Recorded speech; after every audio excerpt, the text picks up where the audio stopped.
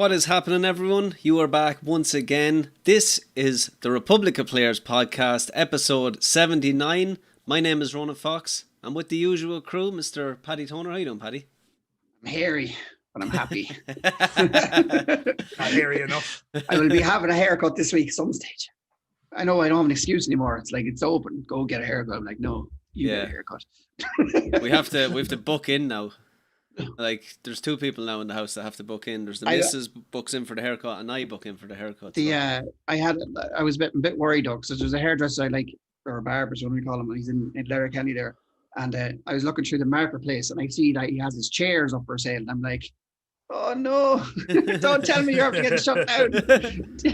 Are you like one of those people like myself that just likes going to that one barber's for the last 15 years? I have a weird way about me. I know I know I'm on like podcasts and I'm on do videos and stuff, but I have social anxiety that you won't believe.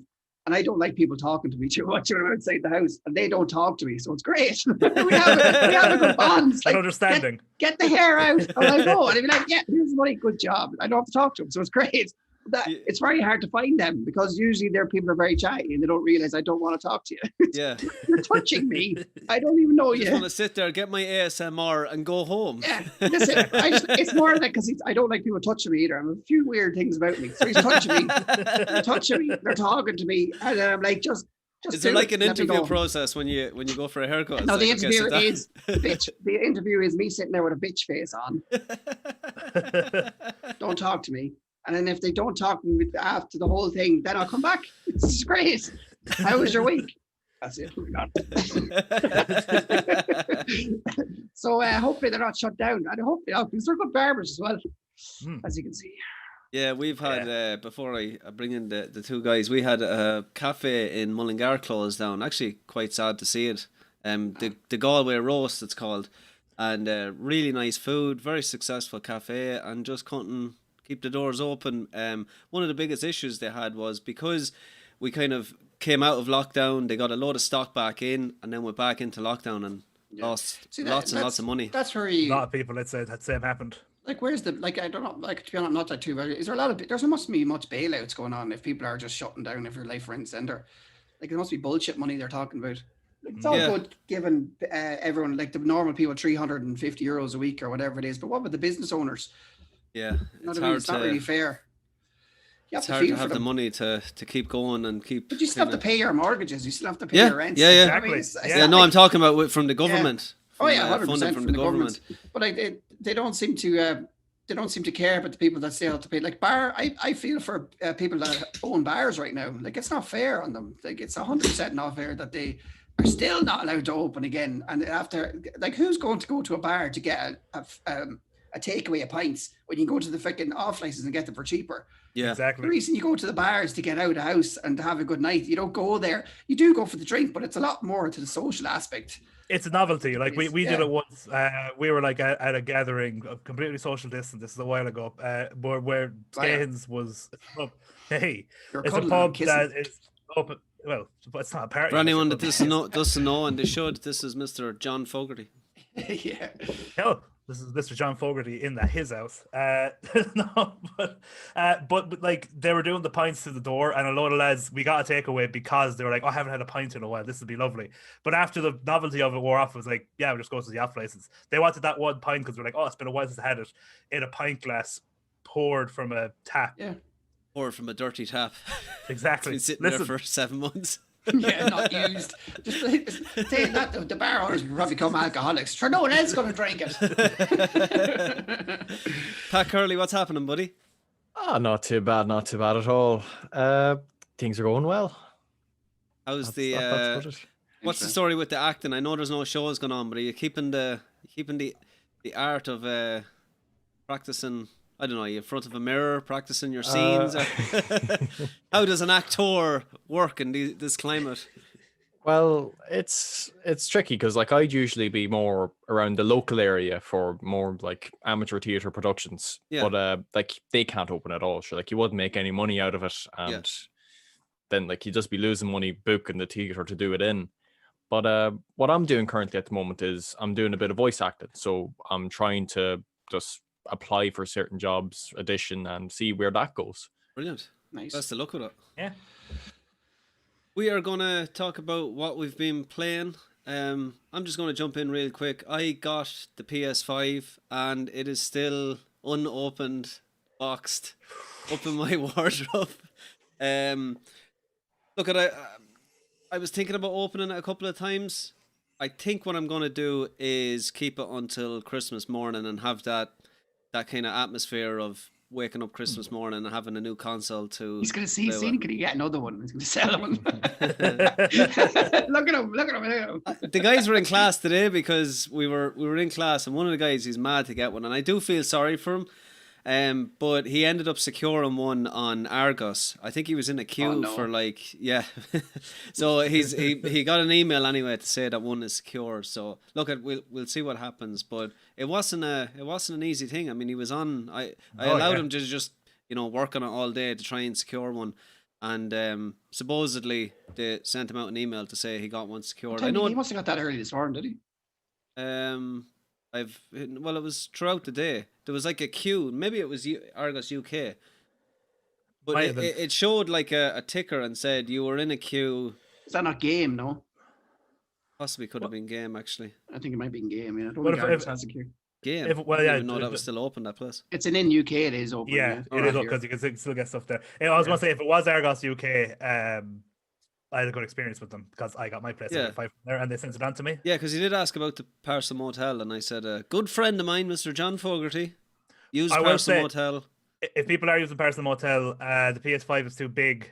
You need to then get home delivery, which costs like an extra £7. It's too big to actually go into the motel.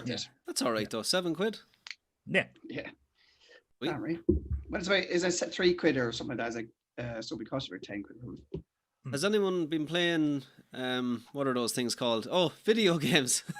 Yeah. Has anyone been playing video games? What have you been playing, John? I have been playing games. I finally, because it's the curse of the content creator. And I know, like, I've been working on an Among Us video for YouTube. I'm still on my Twitch break, we'll call it. I will be coming back soon. But when you get something like a PS5 and you have Demon's Souls, you're almost like, I want to play this. I want to sit down and play this, but I really should be recording this, or I really should be streaming this. Yeah, and I get that as well. Yeah, the thing about it is, though, with my setup now, because I have the PlayStation 5 in the sitting room on the new TV, that's nowhere near this setup here, the PC. So it's hard to, we'll say, get an Elgato here, unless I ran it across the house, generally somehow with a big long cable. So I don't really know how I'm going to do it yet, but I did find out that you can record straight from the PlayStation, and I might try to do something with that for content creation. But I digress. I eventually caved in and I started playing Demon's Souls because it's like, feck this, I can't figure it out. I'm just going to start playing Demon's Souls on my own, in my own time.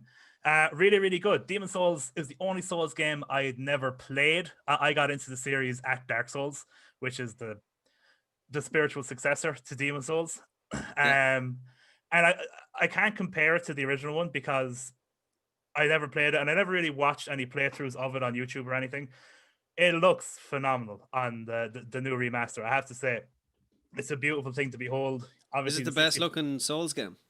Yeah, I would probably say so, just because the 4K 60 frames per second does really hold up. It's amazing. It's oh god, I could be getting this wrong. Is it Blue Point? That's their name. Yeah, the guys who made the Shadow of the Colossus remake. They're really good. They know what they're doing. But it's so much fun because it's a rare experience, as you know yourself, Ronan, to play a new Souls game for the first time. Not know what's ahead of you. What's going on? What's happening? So how far are you into it? Because I know I think you put up a comment saying that it was quite easy, the first couple of bosses.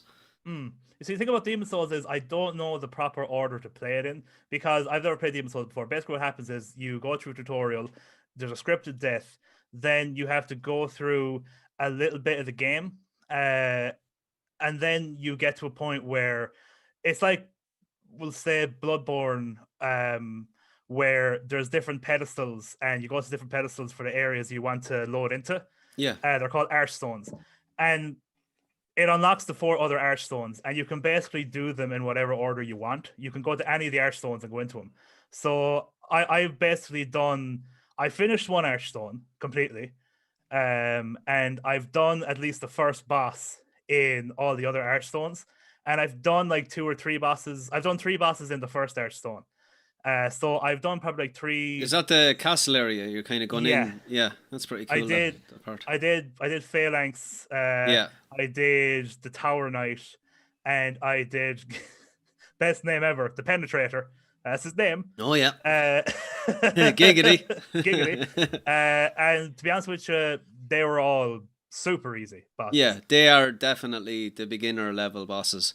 Yeah. I do feel like it definitely gets a little bit tougher as you go. Oh, I'd imagine so. The boss, funnily enough, the boss I probably died the most on was the Dragon God. The one where you basically just have to hide behind pillars and move. But he kept killing me because there was this pillar I had to break, and he kept killing me before I could break the pillar, and it took me forever. I actually only got through it with a stroke of luck, where one time he didn't kill me. I'd say he killed me about 8 or 9 times. And I was actually like, and I hate gimmick bosses. And I was like, you get a bit salty. And I was like, it's a freaking gimmick boss. If I was just fighting them, it would be fine. But it's just about avoiding them and all this crack. But it's really, really good. I'm really enjoying it. And how was the PS5? It's great. Yeah. That's the really well. I guess I'll give a shout out to because I'd only started playing it the last podcast, but I finished Astro's Playroom.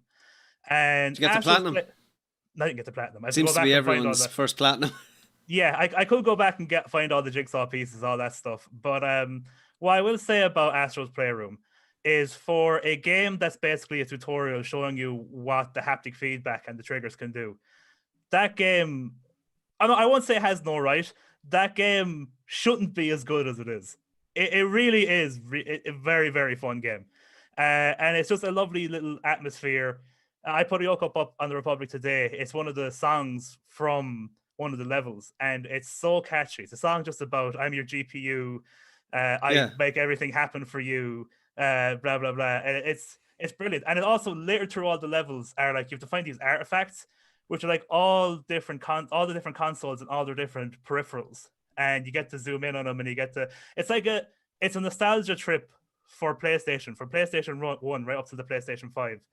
And it has little characters acting out scenes. Like, you'll see like a little guy around a corner, and he'll be dressed up as the Bloodborne guy. You'll see people dressed up as Joel and Ellie. You'll see people dressed up as Nathan Drake. It's a love letter to Sony. It's a love letter to the PlayStation franchise. And it's also...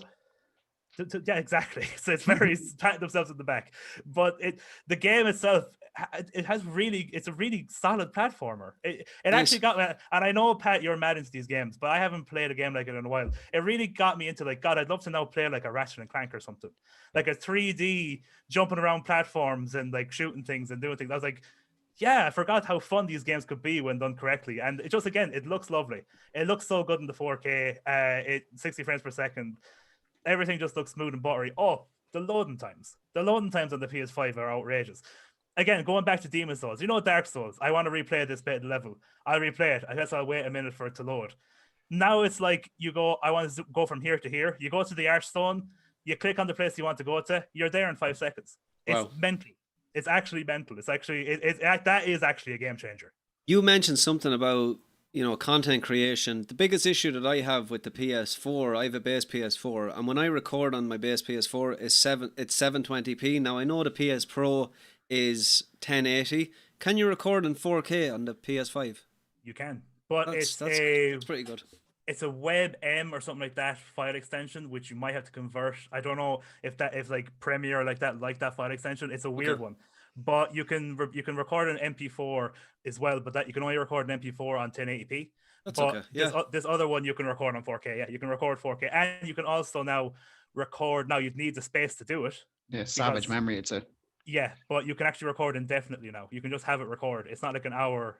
You can record for as long as you want. And brilliant. I don't know if this was in the PS4. You can now record, and while you're recording, it's also picking up you on the mic. So it'll also record you talking. So you can actually record a whole video from your PlayStation. Yeah, you could do that on the PS4. I've done it a couple of times. Yeah. Cool. But yeah, it's good. No, I'm just thinking kind of for content creation, because it's very easy to just record while you're playing a game and not have to worry about setting up the Elgato and getting it into OBS and whatnot. I'll send the lads. I recorded for about 5 minutes on 4K, and this file was about 3 gigs big. So you need a lot of space to do that. Mad, isn't it? Space is not 8K next. Woohoo! yeah. Yay! 4K. Don't want 4K. I'm skipping it. Pat, what have you been playing? Well, this week I haven't really got around to playing much because I've been more focused on the Valhalla review. But what I did get to play was I pulled up my PSP and I played Yu-Gi-Oh! Tag Force 2. And I don't know, there's just something about Yu-Gi-Oh! That never goes old. Yu-Gi-Oh! Just like playing the game, even on console. It's just so much fun. Awesome. What is it? A JRPG? What sort of game is it? It's basically you know Yu-Gi-Oh! GX. It would be the second series. I know very little about Yu-Gi-Oh! The You're one where literally it's set in a talking school. to somebody who has no idea of a Yu-Gi-Oh! game. I don't think I've ever played one, to be honest. Right. Have you Well, watched the series? I know the series is based. what it is, but I've never watched it like religiously, like yourselves. The PS5 looks like that dude from Yu-Gi-Oh! Oh yeah, Sato Kaiba. All the memes. That's all I know. But yeah, this on the Yu-Gi-Oh! Tag Force 2. It's based around the GX series, which is basically a school for people to learn how to play Yu-Gi-Oh! And it's basically what you get your own character and you follow along through the story, and you can tag duel with people, you can duel other students, and it's a really cool idea. But the biggest draw of it is just simply you go up to someone and you play the game and you build your deck. It's just really very addictive. So Yu-Gi-Oh! Is the card game, is that what you're telling me? Yeah. You basically just playing Yu-Gi-Oh! In video game format with the story of the anime that you run alongside it as your own character. Is the card game part of the anime series, no? Or is it that just... Yeah.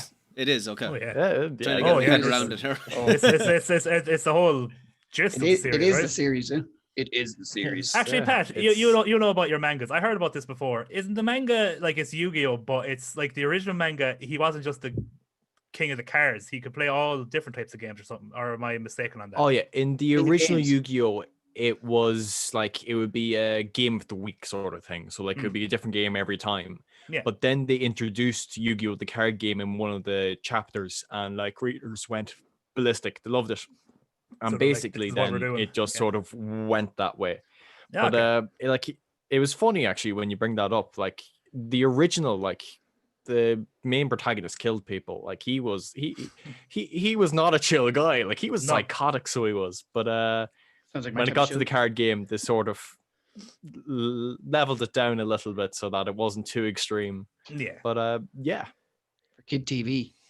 Give us a little Twirl. hint on what way the Valhalla review is going to go without spoiling it too much. How is that game? Because it looks like a hell of a lot of fun. Well, if I was allowed to use more colorful vocabulary to excite myself up about it, which I use in the thumbnail, yeah, I think it's flipping brilliant. I do Careful love now. it. That's horrible language. Stop Yeah. that. But Add beep there. like everything, that it does have problems. There's Yeah. no game out there that's a 10 out of 10. And yeah, the problems, once they're fixed up, it will be a really, really good game that I would advise anyone to pick up and give it a go.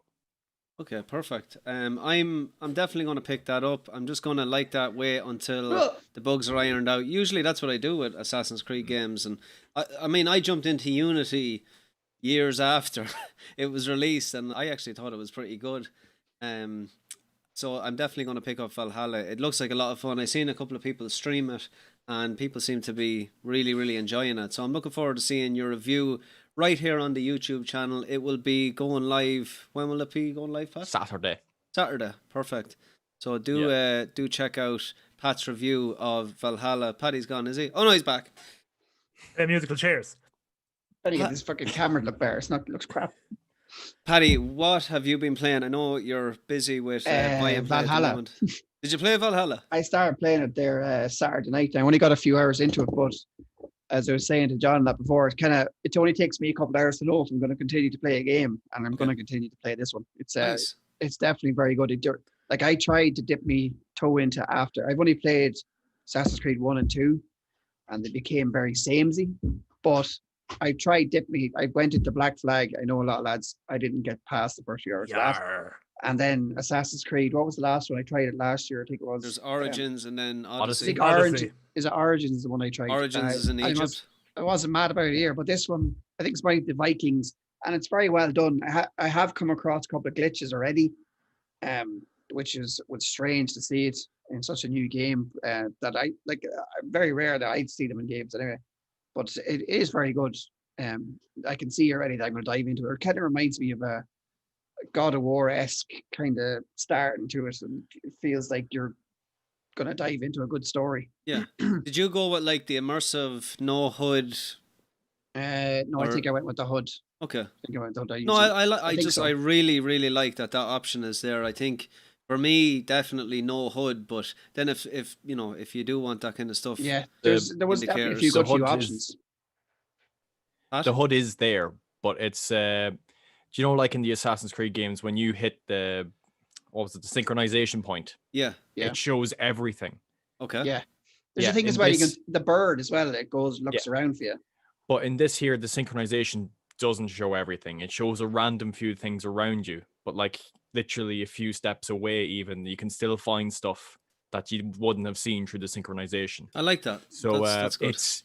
It's a step in the right direction. It's not like it gets rid of fully everything. Like you have your compass in the top that like shows you points of interest where something might show up. Okay. Like they have points that are color coded. So let's say it's a gold dot to begin with. Yeah. It's some sort of equipment. You won't know what it is. It could be resources. It could be armor. It could be a sword. It could be anything. Getting around the map, is the only way to get around the map, is it by ship or is it horseback? You can use your boat to go up the rivers. You can use your horse, or you can walk around if you want. Okay, fast travel. There's options. It's very, very long if you're going to be traveling a good distance, and the loading times. Biggest map Assassin's Creed ever had, or too big, very big. Like I'm just going to mention this Origins now, but was the same. like they have a good part of the east of England, and then like Paddy, you're probably still in Norway, are you? Yeah, when he restarted. Yeah. Norway, they have a map for Norway and it's sizable enough. And then they have a map for America. It's also sizable enough. And then they have another map for Asgard, which is also pretty big. And like here, I'll put my hands up. It's impressive that they have all these big open worlds in one game. Yeah. They're doing but it's too big. This feels like it should have been just like, chop off a good maybe 30% of the map size. Add as a DLC, and like maybe even like not like even the America, like I think that wasn't needed at all. That could have just got rid of completely. Is that how do they add America? Is it like, does it just flick the story and you're there? Not to spoil anything or anything, but okay, I'm just gonna like at the very beginning of the story, Ivor's parents basically get killed.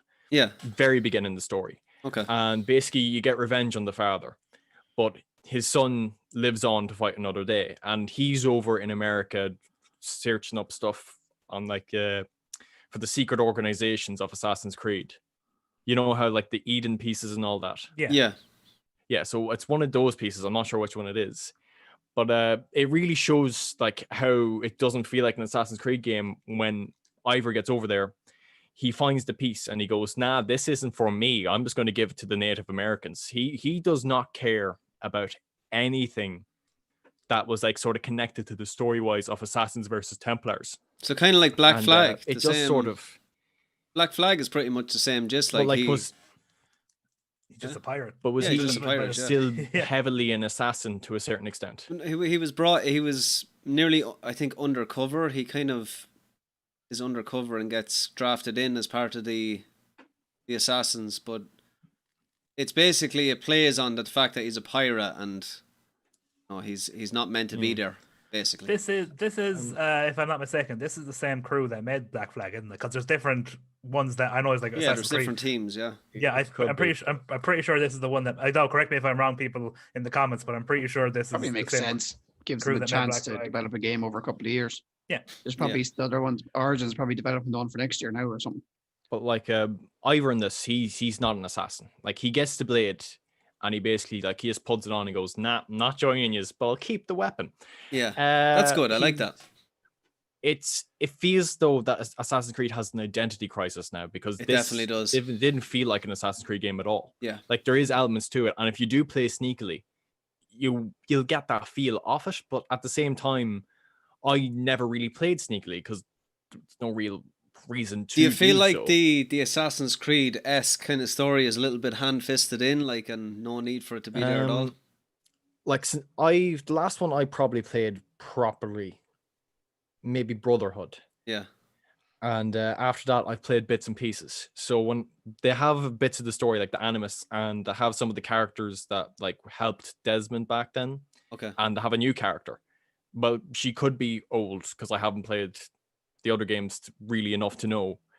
But like, I didn't pay attention to that story in all honesty. I was just like, interest get me back into the Vikings. Yeah, I have no interest in the Animus or the Templars or the Assassins playing an Assassin's Creed game. And that's why I loved Origins so much, and that's why I love Black Flag so much. It felt like it just stepped away from being that, and yeah, so that's definitely interesting. Like it's downplayed. Like Ivor in it, like when he's facing the Templars, he's only doing it out of a petty revenge because the fella that killed his parents was a part of that group. So he's like, might as well kill the rest of them. He's so nonchalant about the whole entire thing. How is he as a character? Is he a strong main antagonist? I enjoy him. I think if I had just gone through the story just by itself and didn't do any of the side quests, I wouldn't have enjoyed him as much. But the fact that you get to go around and you interact with these interesting characters, even small things like how I was talking about the fellow with the axe in his head, like those scenes just really help create a stronger bond with the character. Brilliant. And voice acting wise, I actually can't think of the name of the voice actor for him, but brilliant. He's delivered some of my favorite lines in this year of games. Like there's one point where he's solving riddles and he thinks he's going to get a cake at the end of it. And like he has this really like nice sort of calm, serious voice. But when he finds out that he's not getting cake, he just goes, "The cake is a lie." And his voice completely just changes altogether, and it's pure brilliance. I get it. I get video games. I get it. Yeah, it's. That one past me. Yeah, he's an interesting character, so he is. But I feel like his bond with other main characters just could have been a bit more fleshed out. Okay. A little aside, actually, this is very, very quickly. Did you ever see that news report where they were talking about this schoolyard that was haunted, that they used to leave, and there was a real news report. They used to leave and come back, and there was stuff written on the chalkboard. And one of the times they were doing a news report, and they were like, "Oh, there's something written on the chalkboard," and it was "The cake is a lie." And on this news report, where they do nothing about gaming, they were like trying to theorize what this meant. It was freaking hilarious. You should check it up. It was freaking. The only thing that I've been doing this week, apart from the usual Tarkov and F1, is I took it on to overclock my GPU and my CPU, and I overclocked them very, they seem to be very stable now, and I've been getting about 15 plus frames, actually more now that I've overclocked the two of them. I have bought a water cooler for the CPU, because temperatures, they were pushing about 80 degrees. It's still meant to be safe around that, but I think having a water cooler will bring it down about 10 degrees. So you can have it kind of safe at around 80 at kind of full load. But I'm after ordering an NZXT water cooler, and yeah, it's been interesting. So I'm using MSI Afterburner to overclock the GPU, and it's just basically putting more power into the GPU and turning the fans up and keeping it cool. And yeah, so I've been kind of doing a lot of research on that. I do want to say congratulations to PJ in the chat. I don't know whether you're a first time daddy. He was here last, or daddy. I think he was first time viewer. Yeah, but new baby tonight, was it? Congratulations, PJ. Congratulations. I'm glad you're spending this night with us. yeah, exactly. The baby's obviously sleeping, but no, that's amazing news. It's nice to see some news like that. So congratulations. Just on the computer there, man. Yeah, because I'm a silly Billy when it comes to things like this. But at 80 degrees, I'd imagine that would be very hot. Would that not seriously be dangerous? And would you not feel it emanating from the computer?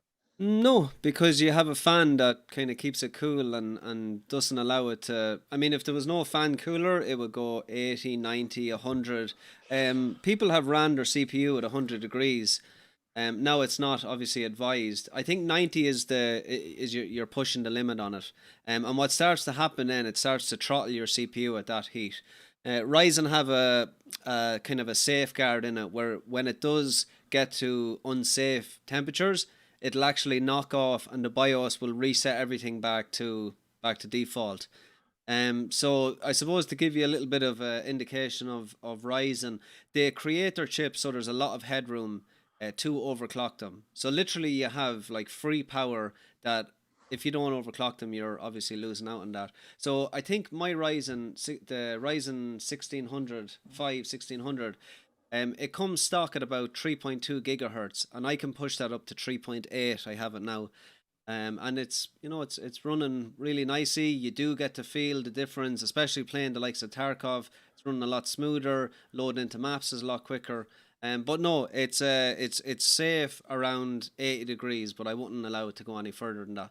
And it's very easy to just take off some voltage and take off a little bit of temperature if you do see it. So I have NZXT Cam is the program that I use, and I literally have it open here now. So kind of running the podcast and everything, the temperature is 55 degrees. So when I play a game, it's a case that'll push up to 70 or 80. So yeah, no, it's safe to have it at that temperature. Wouldn't expect that now, so I wouldn't. Yeah.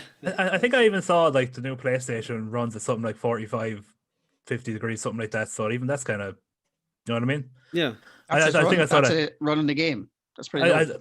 I suppose it is, but it's lower than the last generation anyway. I saw that's doing heat tests on it comparing it from the PlayStation 3. Well, not PlayStation, sorry, PlayStation 4, PlayStation 5 and stuff. It was lower. Isn't the average like 65 to 79 or something like that there? That's the average running on a game or something. It could be. On a PC anyway. Yeah. 79 is kind of where I'm at the moment. Yeah. But then if you bring in like water coolers and more fans and more airflow, that obviously brings down the heat. That's why airflow is a big thing with PCs. It kind of keeps the temperature down. But yeah, there's too much, and then there's kind of a safe temperature that you can run it at. So like what you'll see is you'll make a tweak, and if it does go, like I had it up at 90 degrees, so I made a tweak to bring it back down a little bit, and then you run what's called Cinebench, which is basically like a graphic. It's like a test that pushes your CPU to 100% workload. So when it's at 100% workload, that's when you get the spike in temperature. And if you get the spike in temperature and it only hits 80 degrees at 100% workload, it's never going to get 100% workload when you're playing a game. It might get 70% if you're streaming. I used Valley Benchmark. Did you ever use that? Yeah, it's very similar to Cinebench. So yeah, it's been interesting. Like, I mean, I just want to get the most out of my PC. I was thinking about upgrading to a new CPU, and I was talking to my friend, and he just said, "Look, just overclock it for now." It has to be something said about getting the 3060 when it's out properly. It did come out this week, but it's only say €400 or something. Yeah, it'd be well worth it. Like for the price. Oh, it would. Yeah, it'd be a great upgrade for me. For me as well. It's just to say I have the same. I have the same one as you. Like it's 2 generations up from me. So and like the 2080 is still what €800 or something, isn't it? The really expensive one. Yeah. The Ti. So it's definitely a great jump. It's mad to see them prices still haven't come down again, even though I suppose because it's hard to get them. I did have a 3070 in my basket today, and by the time I got to purchase it, it was gone. Was that Amazon or where did you have that? No, it was a random one of them. You know, them PC. There's loads of them PC websites, and they all get different stock. Yeah, they all get different stock at different times, and I had an alert on it, and it came up, and they had like 3 in stock. But I had filling in details. Next thing, gone. It's not too bad. Yeah, tech is hot stuff at the moment, isn't it? Yeah, I was actually just thinking today, it's going to be so good when you think of like maybe March, April, when maybe COVID's calmed down, PlayStation 5's in stock, everyone else is in stock, things are just mellow along. Happy days. Happy days. It sounds then like nobody will care at that stage, and nobody will want one. Wake me up when September ends. Great track. Wake me up when September ends. I think like I can't wait for the PlayStation 5 just for everyone to get one, because everyone's going to be so annoyed about it. Yeah. even though it's just the way it is. It is what it is. If it wasn't, it wouldn't be. It is As what I it say. is. I got I some. wasn't playing anything else, lads. Anyways, don't worry about it. You didn't play the Xbox or open up the Xbox? No, I or- didn't. No. Didn't play any of them. None of them are mine. I still have one of them here. I gave away. There's the black ones here. You're going to Xbox. install Fortnite, though, right? In what if I get one? No, you're going to install Fortnite again. They're Yeah. trying to bring you back. Yeah, trying to bring me back. I don't know. I think it's gone very memey, isn't it? It's like very they're just doing everything just for the kids, and that's fair enough. Do you know what I mean? It's fair enough. Why not? God of War is coming in, be pretty good though. I don't know. They've been flossing in that game for years. It's been memey for a while. Yeah. Shut up, John. So we're going to move on to news, guys, and some really good news coming from Xbox Game Pass. Over the next week, Xbox Game Pass will be adding in a heap of games to the service, with big games like Doom Eternal, Rage 2, and Control, along with smaller games, but just as great titles with the likes of Gang Beasts, which we all know and love, Yooka-Laylee, and The Impossible Lair. I've never played that game. Get ready for some high quality games. It's Yooka-Laylee and The Impossible Lair. Okay, and The Impossible. Sorry. It's the one game. Oh, it's the one game, is it? Okay. Yeah. I haven't played that game. The game that I'm most excited about here, because I was actually going to buy it last week, is Assetto Corsa. I literally had it in the basket last week. It was on sale, so now I don't need to purchase it. Gang Beasts is great. I see Starbound there as well, which Gang is Beasts is an brilliant. amazing. Jeez, Doom Eternal didn't amazing take game. long, did it? I can't wait. I'm so glad I didn't buy it. I nearly bought that game about 2 or 3 times. I did buy it. I'm so sorry, Pat. But like I got to play it now. It's going to be great.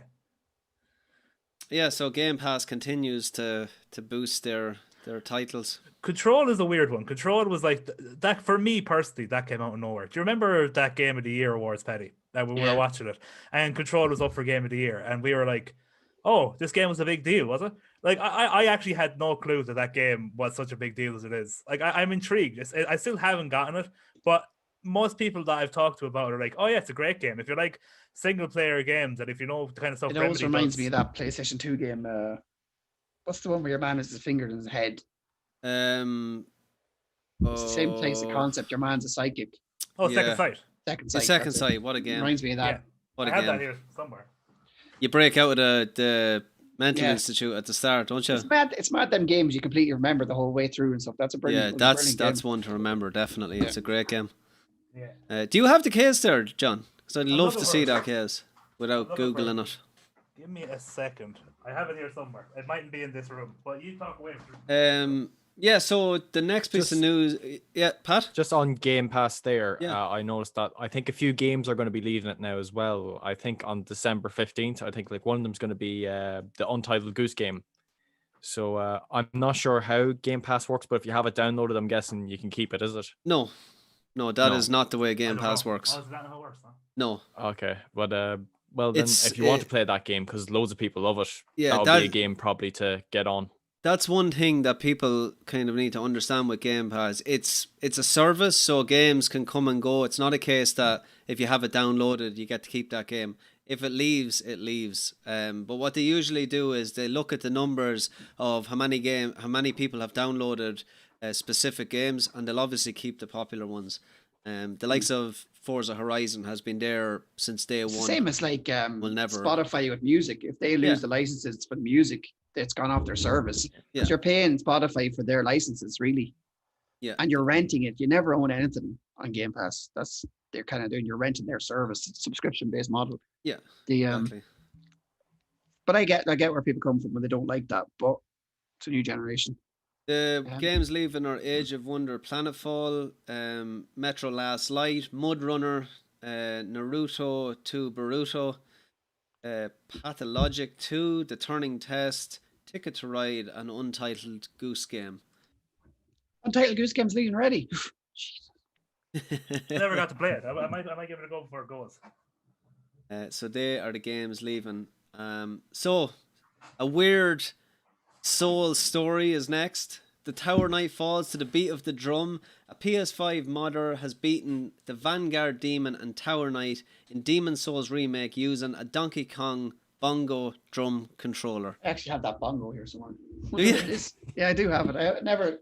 I got it one time and I never sold it. I just kept it then. I don't know where it is. I will show it to you again. You can imagine it'd be some sort of like war call. You'll be banging the drum like getting ready for the battle. I mean, there's been stuff like that before. Like, do you ever see? I think it was Dark Souls 3. The guy, or no, it was can't remember who it was. It was someone on YouTube that beat Dark Souls 3 with a dance mat. I saw. Yeah, that's pretty. That sounds incredible.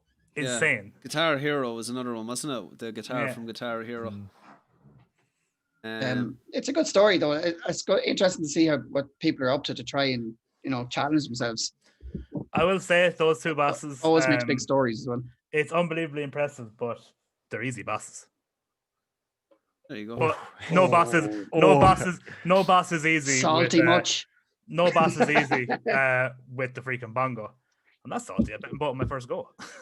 They were that easy. You're gonna have to move on to the bongo yourself, John. Yeah. So John, yourself that challenge.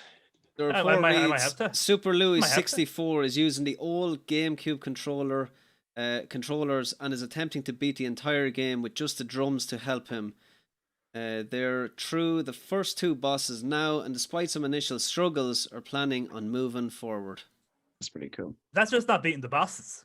That's getting through all the areas with all the enemies. Like it's. I'd like to see a video. There probably is a video for that somewhere. I don't even know how that's possible. Like, unless you can slide along with the drums. Yeah. It's easy anyway.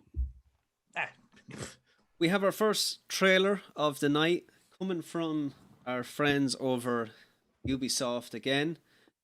The trailer is for Immortals Phoenix Rising. I'm going to check that one out right now.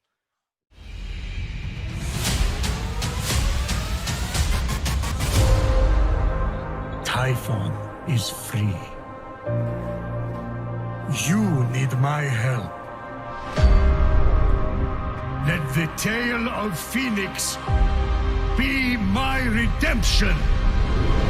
Oh, no, not another of your boring stories. How long is this going to take? We don't have much time. He will be here soon. You're the only one who can stop Typhon from remaking the world. I was a shield bearer. I tell stories. I'm not in stories. You're literally all we've got. I'm going to need allies to go up against Typhon. The vanquished gods need to be reunited with their severed essences. Aphrodite? Hephaestus? Athena? I'm looking for Ares. I am he! Fuck off!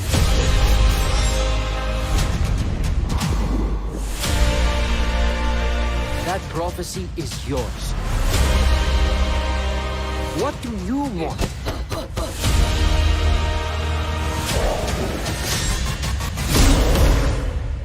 To be a hero. Now we're talking! You want this glory? Seize it! May the light of 1,000 forges guide your way. Typhon grows stronger by the hour. I swear to you that soldier shall be our salvation. Now it's up to me to prove it.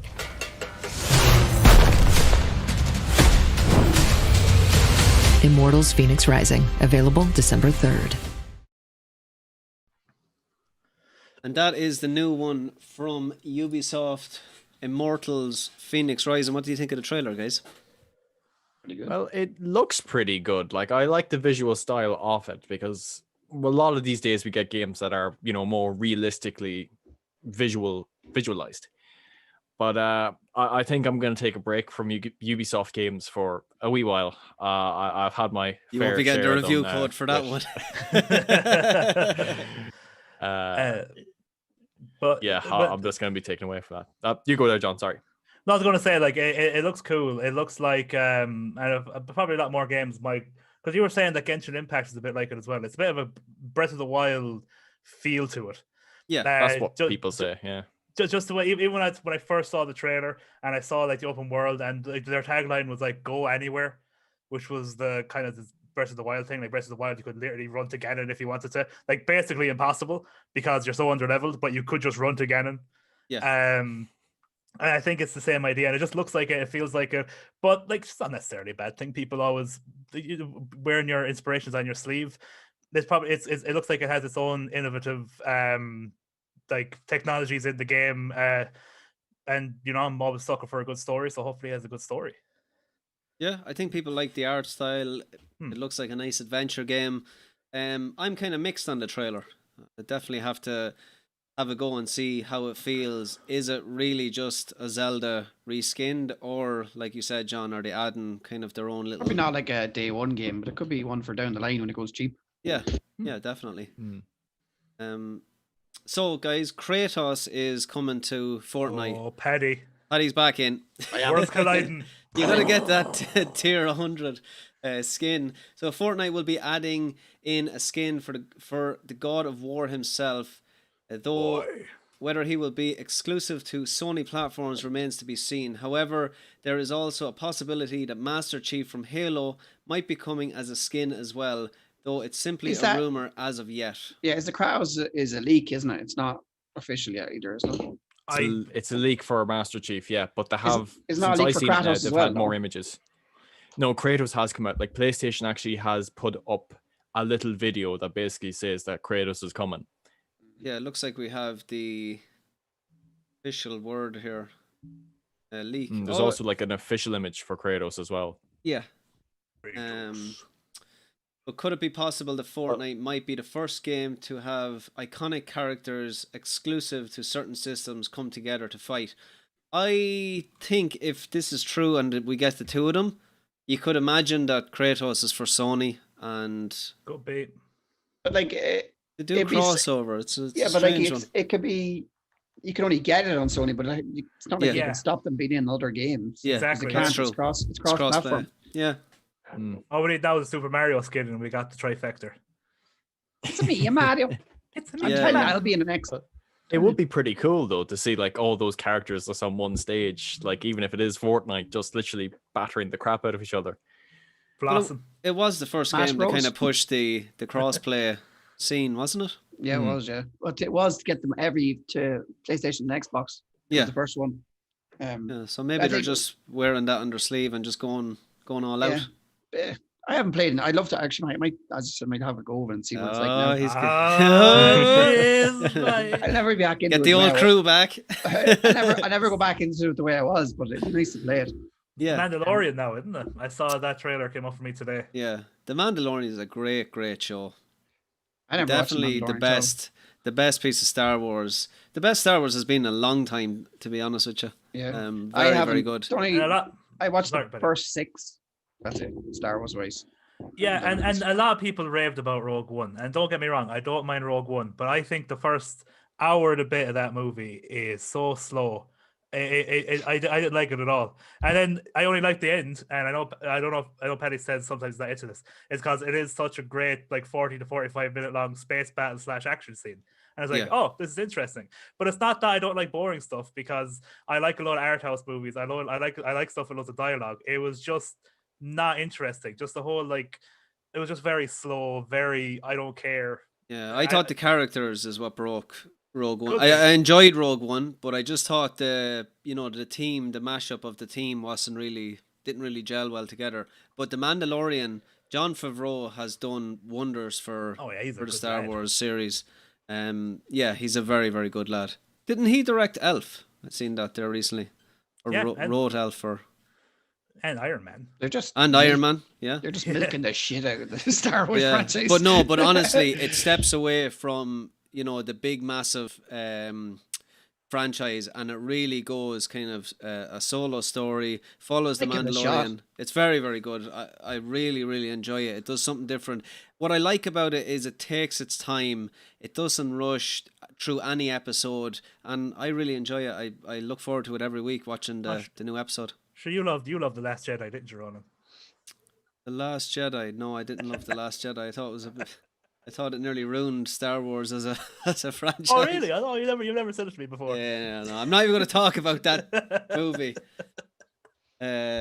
What's his name? Ryan. What was the director's Gosling. name? Oh, Ryan Johnson. Ruin Johnson. Yeah, God love him.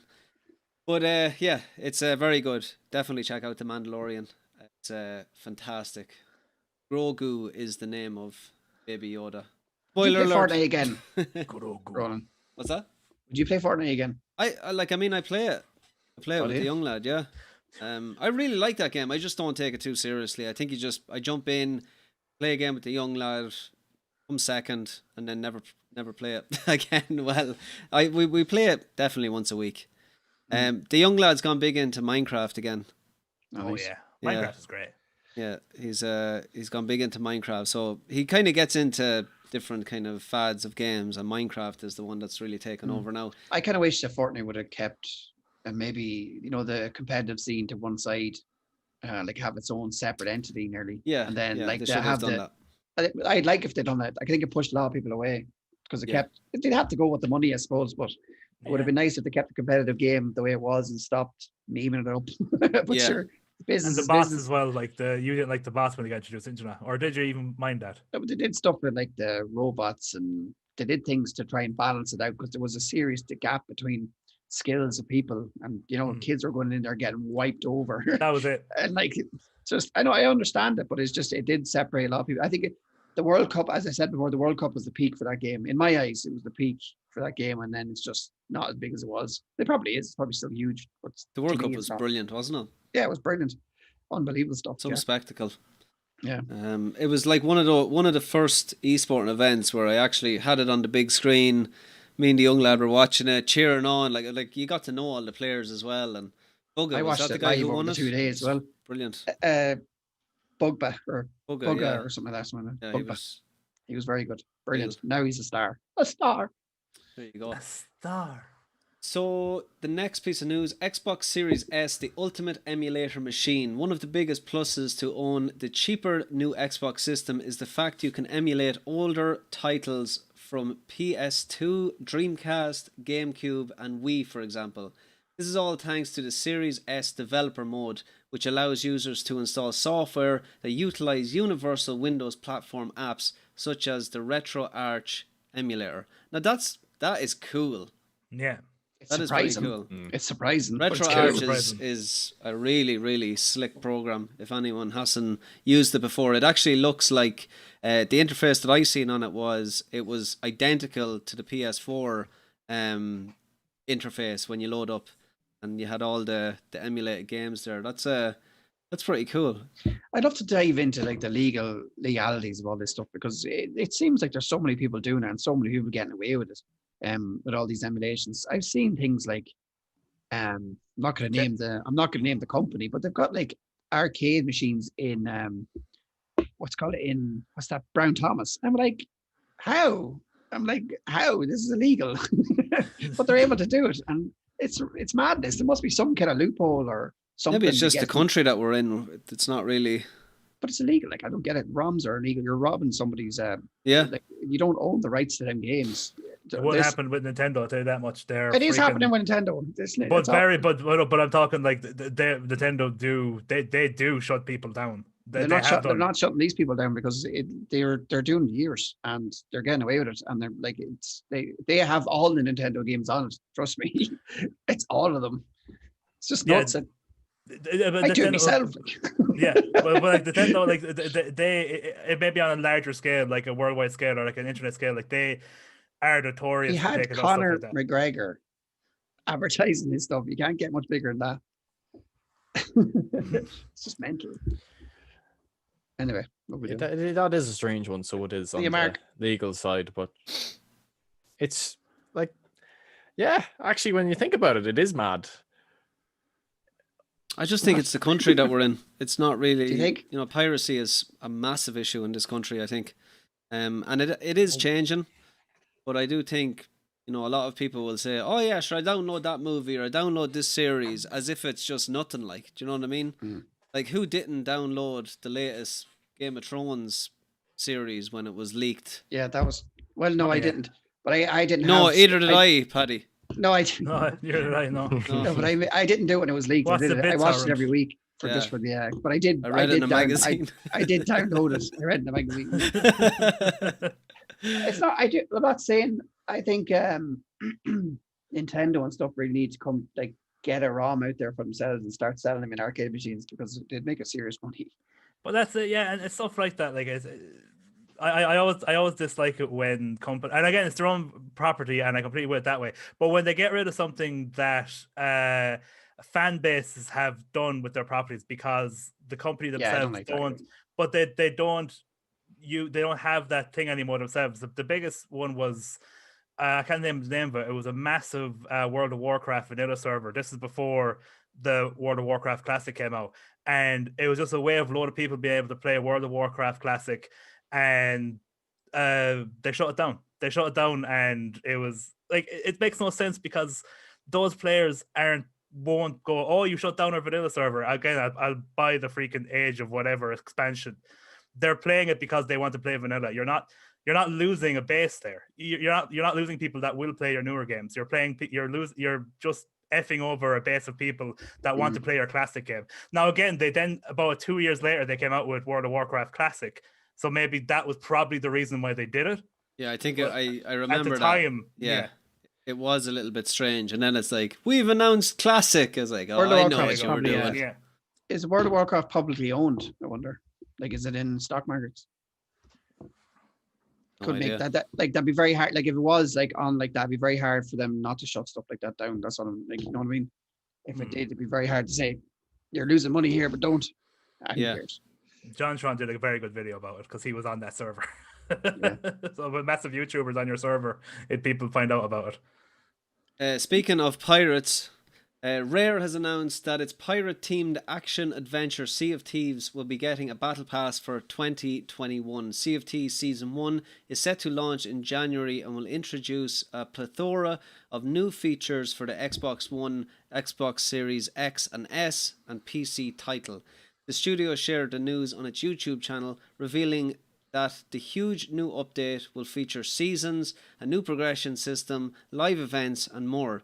Each new season will last for approximately 3 months, offering a free 100-level battle pass for you to work your way through and earn rewards such as player and ship cosmetics. Free. Seems like this is free, but probably you can. There's probably going to. I don't know, but there's probably a currency that you could maybe go up to battle pass, that way. But this is another Ubisoft game, right? Rare. Oh no, it's Rare. Sorry, I don't know why I thought it was Ubisoft. Ubisoft are bringing out a pirate game. You're thinking the Skull and Bones, isn't it? Yeah. Sorry about that.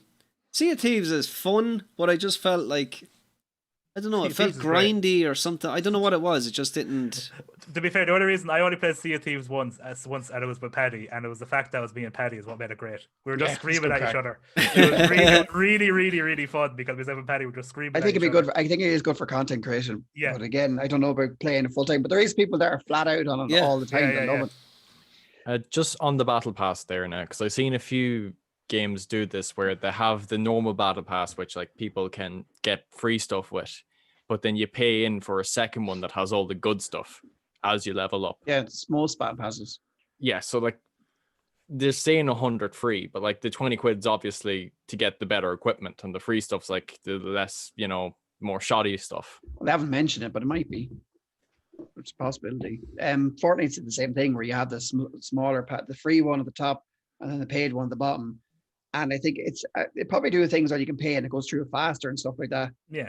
COD did that. I know that for a fact that you were able to buy your way through the COD season, we'll say, the battle pass. I actually started playing a pool game on my phone and it has a battle pass on it. Everything has a battle pass. It's just it's battle pass. It's it's not the battle, it's pool. What, you get a new queue or what? It's queues and I don't know, queues and money, I guess. There you go.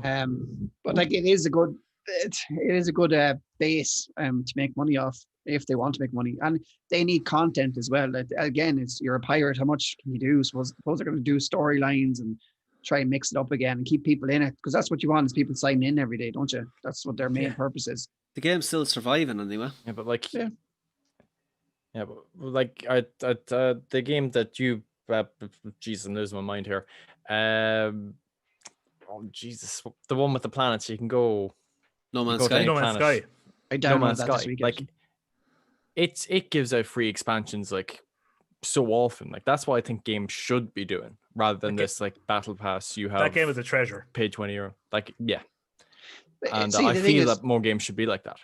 the thing is though, a lot of people love the fact that they're getting through something. They have goals. They have, like, a lot of the time, yeah, especially when we were playing Fortnite, I found a lot of people that weren't that massively into the competitive part of the game loved doing their tasks to get through the battle pass because it was something to aim for all the time, and people feel like they get some kind of sense of accomplishment when they're doing it. And I think that's a big draw. Same as people that love platinums. You know, it's always something there that you're aiming for, and it gives you a sense of accomplishment. So I think this is what it kind of sets out. A battle pass does, gives you a reason to go on every day, gives you a reason to play the game.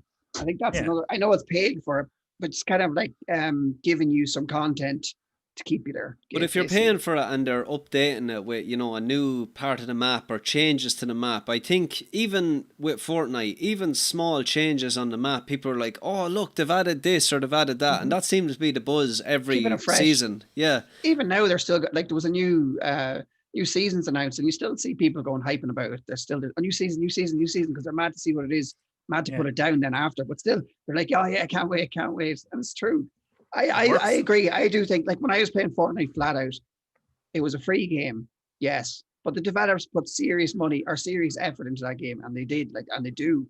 So, like, why not support them if you're playing the game constantly? I don't mind throwing 20 quid every few months or something, because it's worth it. You know what I mean? Especially something like Fortnite, because the game is free to begin with. Yeah. When it's a €70 AAA game and then they're asking you to buy stuff, it's a little dodgy. It's a bit different, definitely. Yeah, I think it depends on how many hours you put into the game. Like, if you're rocking like over 1,000 hours and they're asking you for 10 quid after 2 years after it was released, then every month for them to continue developing that game, I'm sure people won't mind supporting that. Like, the people that are playing them games are like the only game you play as well. Like, some people that get into them games don't play anything else. You know, certain games like Destiny, people are still playing that game and they love it. Yeah, you know, stuff like that, and they play it constantly. There's just the way it is. I think I don't mind supporting them either. Just a business model that makes a lot of money for the developer. Once the money goes back into, you know, pushing the game forward and adding more content, I don't see it being a massive issue.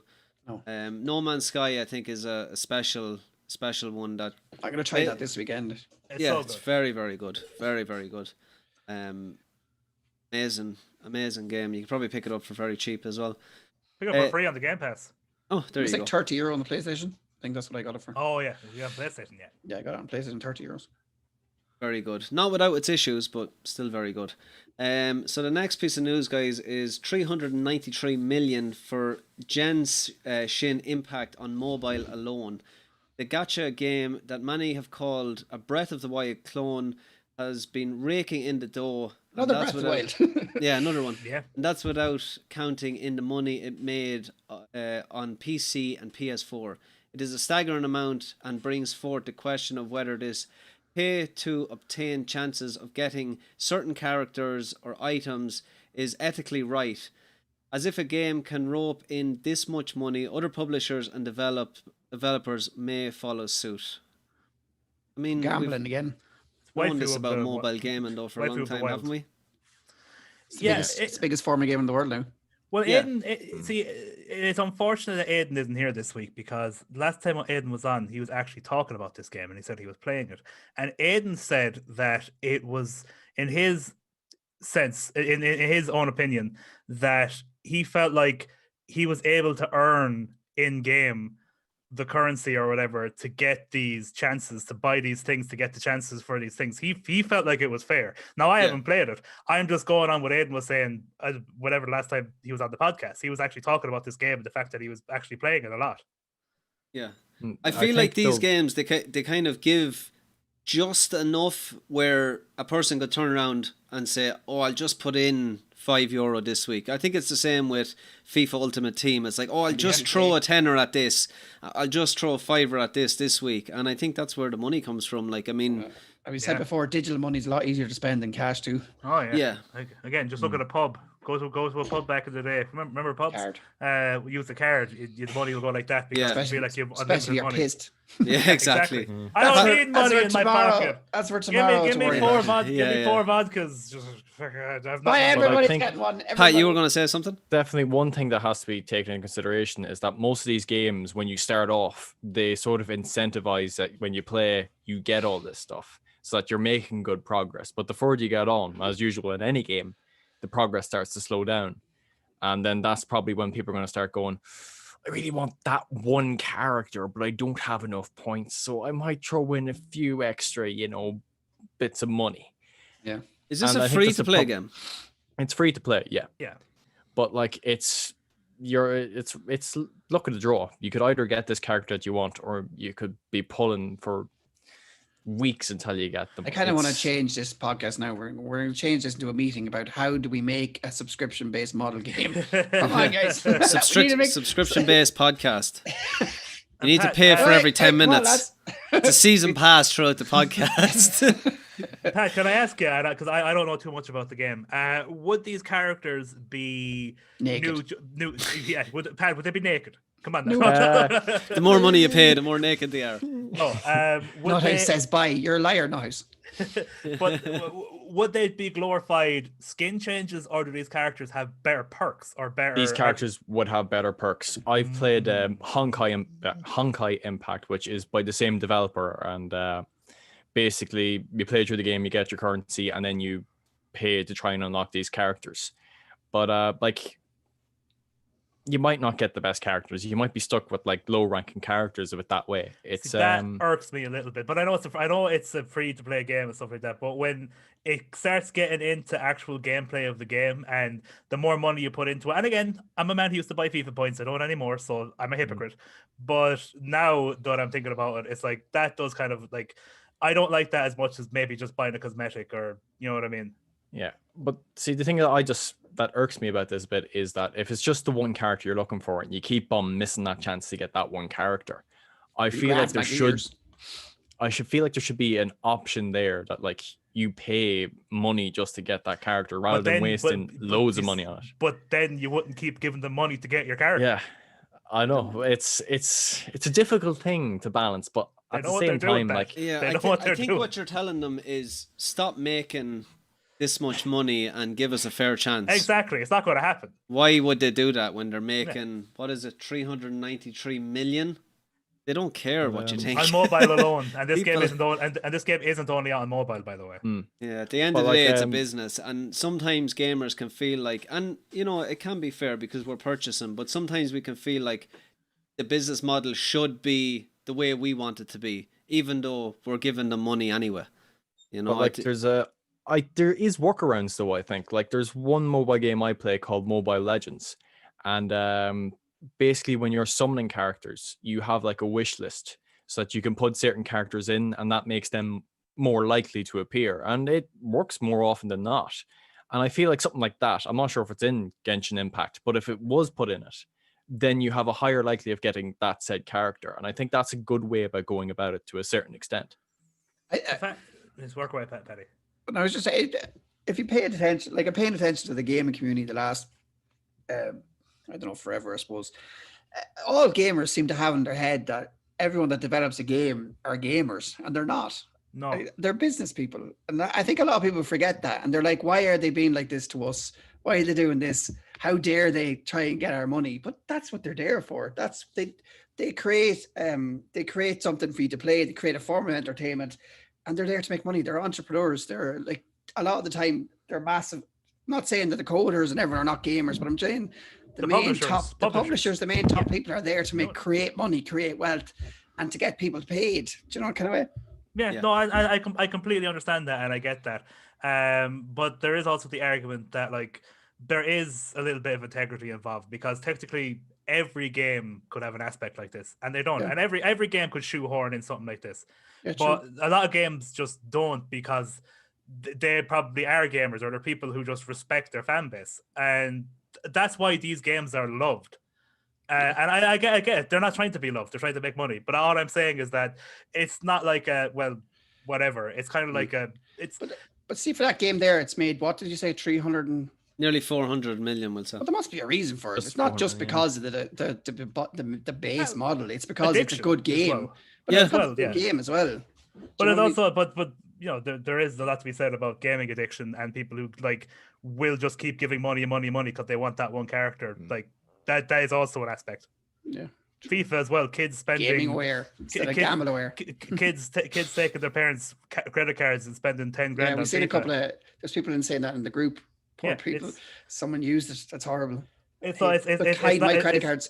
I don't have any credit cards. I don't get credit.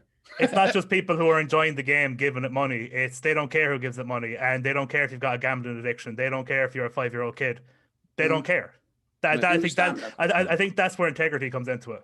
Yeah, but as again, we went through this last week, but with the scalper thing as well. I just think people just need to relax a little bit and stop thinking so harsh on game development. If you don't like the game, don't buy it. Or don't get it for free and don't play it. Yeah, I get that, but yeah, there's empathy as well. I think about other people, like people with I know, and gambling addictions. I knew that word was going to be used, but I think empathy and business, they don't go. Oh, I know they don't go together. But I'm saying, but there are developers out there who make games who could easily shoehorn in this crap that don't on principle. Yeah. No, and fair play to them. And I love to be like. Fortnite's probably the only game that I've ever put extra money into. I've never bought FIFA points. I've never done anything like that. It's only Fortnite, and I understand it, but it doesn't bother me if other people do it. I know, I understand. I get what you're saying as well. I just think sometimes very extreme opinions are going down lately. Yeah. I just think it could be a little fairer, like somewhere in the middle ground, like there could be both ways. But they wouldn't make as much money. Obviously, is the argument though. Do you know what I mean? But they still be making money. That's the thing. But they wouldn't be making as much, Pat. I think that's where they're looking at the numbers and they're saying if we change this model, we could split our yearly income in half. Why would they do that when people you have a product that people are purchasing? Why would you change that? And I'm not an idiot, and I'm not naive about that. I completely understand that. It's the same with I had the same thing with the people with the scalpers when they were buying 2,000 consoles and selling them at €1,500. I'm saying they're smart people. They're making a lot of money, but they're also kind of scummy. You can be both. Yeah, they're completely in their right, but. There's a lot of scummy people in this world, like the Donald Trumps of the world that don't pay any taxes and own half the. That's, do you know what I mean? They're the top, and they're the people that run this country, and there's the people that they all skip out the taxes because there's loopholes, and do you know what I mean? There's a lot of it. It's a free market. It's a free world. But I agree. And I agree with you. Yeah. I'm saying and they're laughing all the way to the bank, and they've every right to do it. But you can understand why people might look at. Oh no, I 100% understand. But a lot of the time, I picture somebody behind a keyboard going, "Oh, you scummy! Oh, how dare you try to make an extra 20 quid or something? Oh, you scummy! Oh, I hate you! I hate you so much!" And they're just sitting there going, and then they go, "But I'll play it. I'll play it." Like you talk about the abuse that I got on Twitter. Yeah, everything. But it happens everywhere, and it's usually like I'm not going to say because that's generalizing. But it's just, I just feel like people need to relax a little bit. Just calm with the hate. Yeah, exactly. There's a lot of good happening in the gaming world. Yeah, and I don't think that's highlighted enough. I think it's very easy to get attracted to the negative stuff that's going on and the gambling problem with people with loot boxes and this, that, and the other. But that's not going to go away because at the moment it's a business model that's really working. It's probably the most successful business model on the market at the moment. There's another thing that has to be, sorry to cut you in there. No, we should put this into is gaming prices have not gone up in years. Not really, not compared to the normal standard. So if you think about it, we got a game for €50 on PS3 or PS2, still the same prices. Like it's not that gone up that much compared to the what you call it, inflation. Influx or whatever, inflation. Yeah, I get you. That's true too. Like, and again, just a quick point as well on the. I completely agree with you when people go absolutely spare on stuff like this. Like I'm having a conversation with you right now, and I'm taking your points, and you're listening to my points. Exactly. Yeah. It's when it gets to the whole point of I want to burn your house down and throw your puppies into the river. It's like, okay, you need to calm yourself because you're not a normal person. Right now, you might be a normal person 5 minutes ago, but right now you're not being a normal person. No, But it's Ronan's right though. We do need to focus on there is a lot of positivity. PlayStation's doing unbelievable. We all love that. Exactly. Fair play and stuff. And there is great developers out there. I mean, CD Projekt, yes, they did go through a rough patch with trying to get Cyberpunk, but look, they're working really, really hard to get what could easily be Game of the Year. And I think is already and I think a developer like that does need to be, applauded. I'd say it was out of the running because it's released too late, but I don't think it's released too late. It's still in the same year, isn't it? Well, Game of the Year's already happened though. Oh. All right, is that Game of the Year things happened December 8th, isn't it? It was no game. I think it's a different one. You're thinking of the Golden Joystick. Yeah, but the Game of the Year's one I think is December 8th, isn't it? When is Cyberpunk out? What is the date on Cyberpunk? It's 10th, 11th or 12th. 10th. It's the 10th. Out next week. I'll be getting a day one anyway. Today, next week. Yeah, I'm interested. Like I have no idea what we're getting into with that game, and I think that's the most exciting part. Is none of us have played it in any extent, and I think that's what kind of adds to the excitement of it. But knowing that it's coming from a developer like that are ethical in their development and have done a fantastic job with the Witcher series, and have come from and if anyone has kind of looked at CD Projekt Red's story, like their name comes from nearly pirate, or their name comes from pirating CDs back in the day, bringing in games from America into Poland, and then they created their own development company. Nice, that's a cool story. Yeah. Look, I think it's he's the Irish journalist that does the No Clip series on YouTube.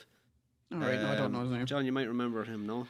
I don't remember his name, but I know what you're talking about. Yeah, so he did a documentary. It's on YouTube on CD Projekt, and they go into developers and they talk about how they came from literally nothing to be one of the biggest game and development companies in the world. Did you ever see that?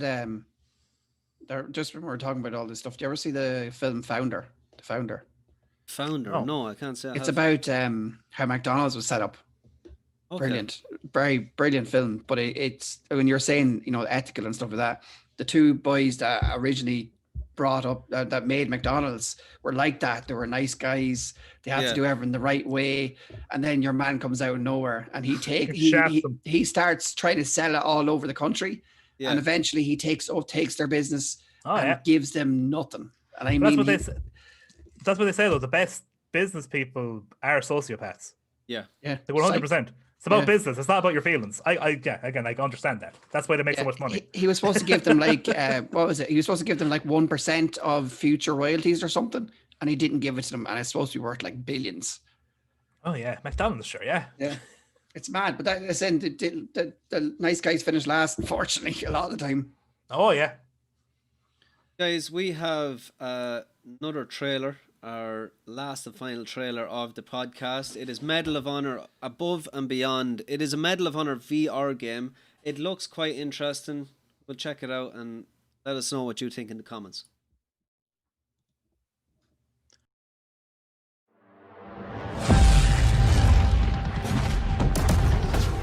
I know this is the first time some of you will see combat. I know you're scared. Let me be clear with all of you.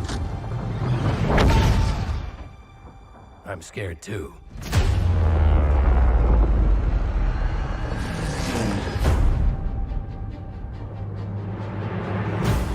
Welcome to France, gentlemen. I lead the local resistance cell. Something big is happening inside Gestapo headquarters, and we don't know what it is. We're gonna have to improvise here.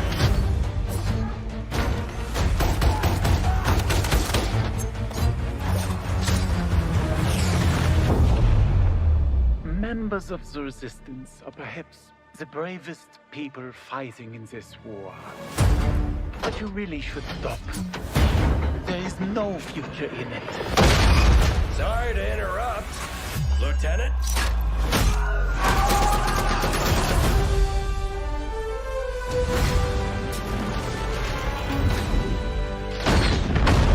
Be a wild ride, but we'll get you there. Jet fighters, brace yourselves!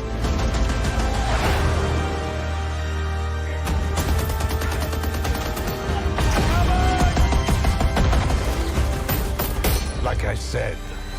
Boom!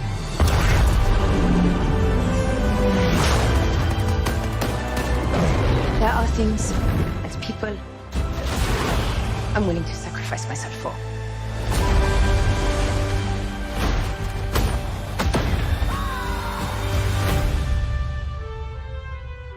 Somehow this motley crew. So that is the new Medal of Honor Above and Beyond. Looks quite interesting. What do you guys think? Is that the name of a music album? Above and Beyond, or am I thinking? It's they're actually a trance artist. Yeah, that's it. Above and Beyond. That's it. I was very, thinking. very good actually.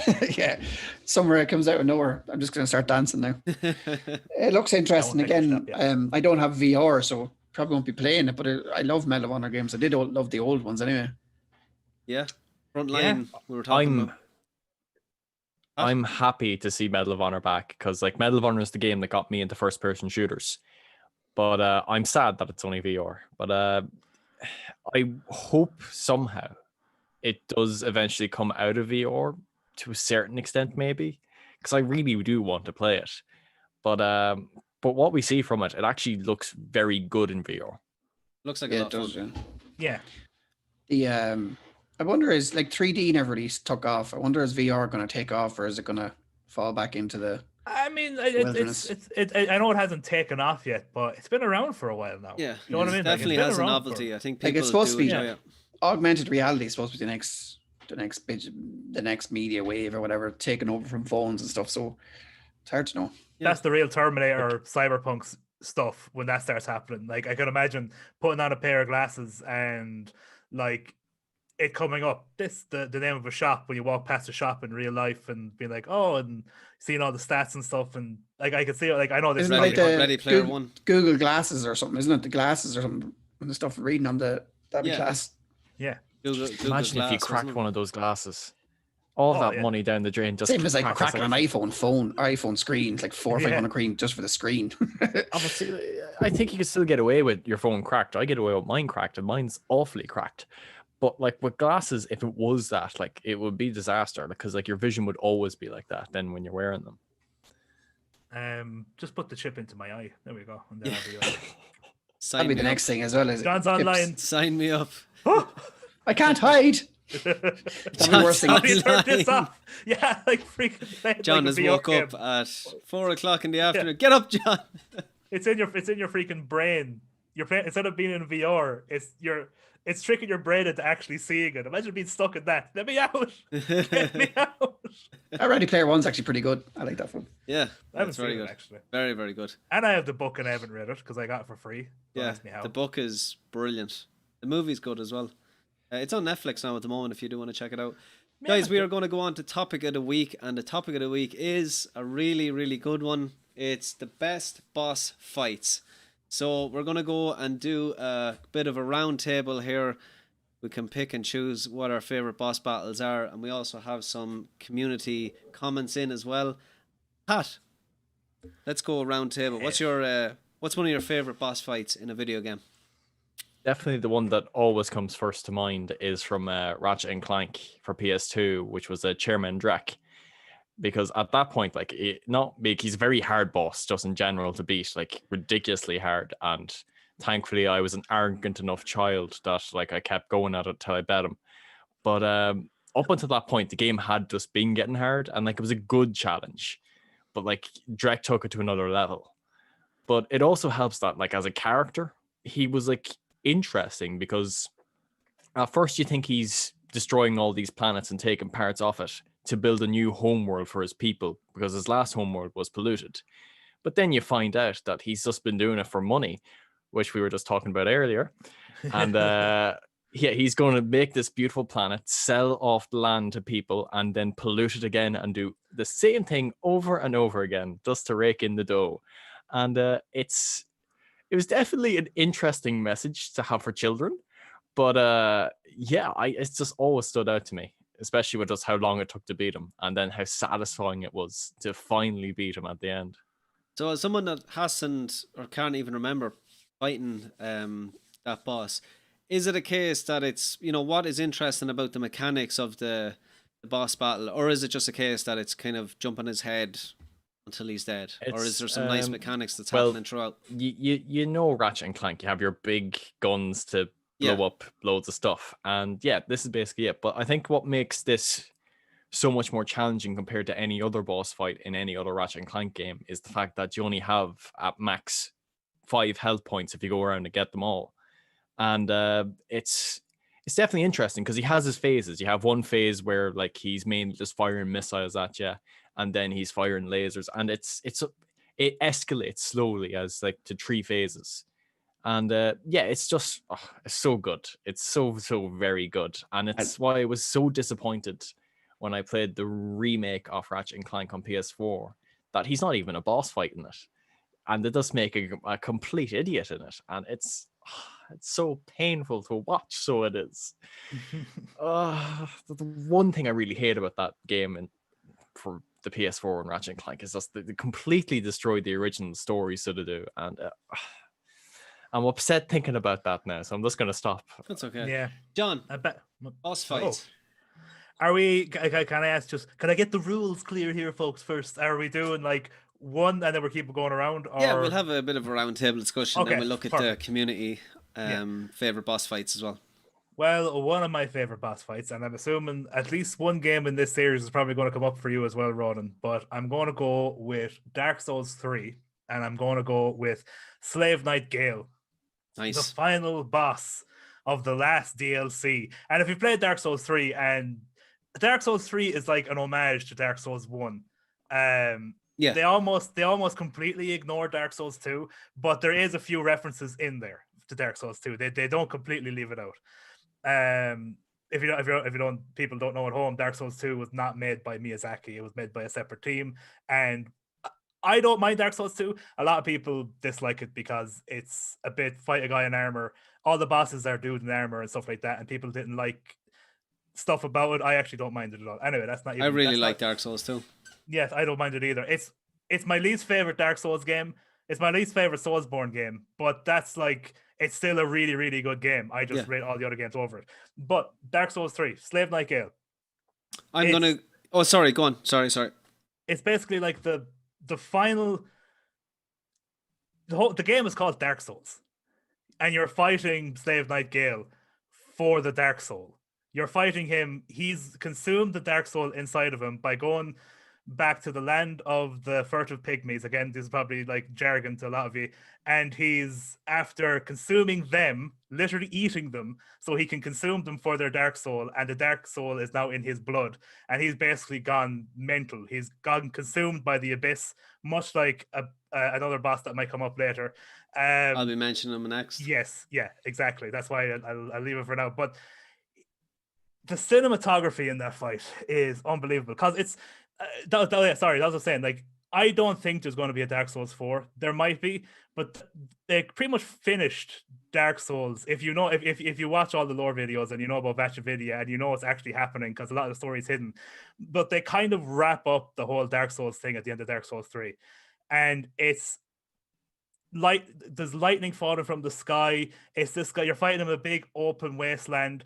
It's just this epic sword fight where he's coming in. It's like a mad anime fight, and he's jumping up in the sky and you're slashing at each other and you're dodging and you're blocking, and he takes out all the tricks. He takes out a bow and arrow. He takes out like it's everything you want in a fight. It's everything that you've learned to do in that game. And it's not a gimmick. There's no gimmicky parts like, oh, this is the bit where you can't fight him for 10 seconds and if he hits you once, you're dead. No, it's a straight up, me and you, we're fighting this out. There's lightning that can hurt you, falling from the sky. The sun is on fire. The whole thing is a desolate wasteland. And I love that fight so much that I spent probably about 2 days just after I beat him, being a summon it so other people can summon me in so I can fight him again, helping other people out. That's how much I love that fight. Awesome. It is one of the DLC is fantastic. Yeah. It's a great game for all the kind of the things that people didn't like about Dark Souls 3. I definitely think the DLC made up for, bringing people back to what the Souls series is all about, and especially having some great boss battles as well. I love Dark Souls 3. Dark Souls 3 has probably the best boss battles in the whole game, or the whole series. It's just like a lot of the bosses in that game are solid. Mr. Paddy Toner, what's your favorite boss battle? I'm actually in the middle of some fucking spits after going online. I didn't want to stop you in there, but they're bastards. Excuse my language. They put the tweets out at 25 past 10, the thing's going live at 10:30. Like, what are they at? Like, yeah. Why do they keep doing this to people? How is any normal person going to get this console? That PS5 or an Xbox, Pat? PS5. Well, to be fair, Paddy, you are talking about, and it's probably a boss battle a lot of people are really familiar with. The boss battle of actually trying to get a PS5 before Christmas. It's a boss battle a lot of people. I just feel sorry for normal parents. The website is broken. Yeah, it is. I'm mad at the last 10 minutes. I have one in my basket, so I don't know if it's going to let me have it. But we'll see. I have one in the basket there, so it's hard to know. Okay, so you work away and try and get yourself a PS5. What I was going to say, my one that I'm thinking about all the time, the one that I come back, it's very recent, but it's the opening scene to the opening boss fight on God of War. Yeah. Yes. It's Stranger. very, very, very epic. It's unbelievable. It's like one of the best. It really enwraps you in the game straight up, and it really shows you the power of Kratos, or whatever you want to call him. And it's a beautiful game. It's a beautiful start to the game, and it's very difficult to get going. And the graphics and everything it shows you, it just makes you want to keep going and keep playing. And you fight him again, but it's brilliant. It's a beautiful game. It's a superhero fight. Like, you could definitely see, Spider-Man have the same fight, and I just think with the way the earth crumbles, and it seems to just go on and on, but in a way that's really, really good. Yeah. He just keeps coming back, blood everywhere. Even like a Dragon Ball Z affair, like Dragon Ball Z, throwing people through mountains and stuff like that. That's what it reminds me of as well. It's really, really good. It really hits the spot of a perfect spectacle for a battle, and easily draws you in because of its excitement. Another thing as well is it's very much at the start of the game, so it's kind of different to a lot of the times where you're playing the game for a long time, and then it flies through. I'm just really United Smiths for doing this again. Like, where did they get off? It's supposed to be for kids, that shop as well. Yeah, 10:30 at night. 10:30 at night, like I giving people 5 minutes notice. During the feckin' podcast as well. How dare they? They don't know what I'm doing. I wonder if it's something like they're only giving that little notice, maybe to try and counteract bots. But then again, I don't know. Well, they're counting out everyone because I can't. The site is completely banjaxed as usual. Yeah. You get the digital version or the I think I got the digital version. I'm not sure, but I can't get to finish it off, so it's probably gone. I don't know if you got it in your basket, do you get to keep it or? Depends. Probably if they're not. or not. Yeah, probably cancel your pre-order. Check it out. I haven't got to finish it. I'm gonna try and get it here as well. Spend all my money. My favorite boss battle, I think, because it's my favorite game. I've talked about this before in the past. Is Dark Souls 1. I think, like, I keep trying to consider keep trying to think of why I think Dark Souls is my favorite game of all time, and one of the reasons is because I was going through a really tough time in my life, and for whatever reason I was listening to podcasts about Dark Souls, and it just intrigued me, and it kind of, I think anyone that's going through a rough patch in their life, if you occupy your mind with something else, it can really, really help. Anyone that's gone through kind of mental struggle. I was working in a factory during the time. I was listening to podcasts about the game, and it really just took me away and gave me that sense of escapism.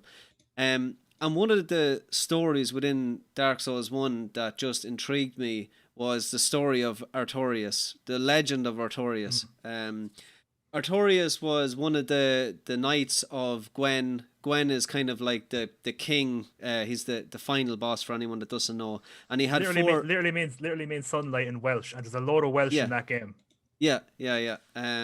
So he was one of the bodyguards for Gwen, and the Abyss is something that's brought up throughout all of the Dark Souls series, and the Abyss is this darkness that overcomes the world. And Artorias basically sacrifices himself to traverse the abyss. The DLC that he's in is called Artorias of the Abyss. And he's named a couple of things. He's called the Abyss Walker, Knight Artorias, but his main kind of achievement was creating this legend that he was the one that traversed the abyss and kind of fought it back from basically overcoming the world. He traversed the abyss, and it actually ended up consuming him. And we only find this out when we play the DLC. So the abyss actually consumes him, and as the player, you actually go back in time and you go into the abyss and you meet Artorias consumed by the abyss, and he's got all this black kind of it's kind of like smoke coming out of him, and that's kind of how the abyss is visualized. And you get the story. Artorias had this companion called Sif, who is a wolf, a giant wolf. Pup. Good pup. Yeah. You also fight Sif as well, and that kind of gives you a little bit more of the story about Artorias as well. But the story was Artorias was trying to fight back the abyss, and he used his shield to basically protect his wolf. And it ended up breaking his shield and breaking his arm and consuming him. And when the player meets him, he's kind of half of what he was like. Still a total badass. He's like in Game of Thrones, where Jaime Lannister is the greatest swordsman to ever live. Artorias was basically unbeatable. So you as a player have to go down and defeat him.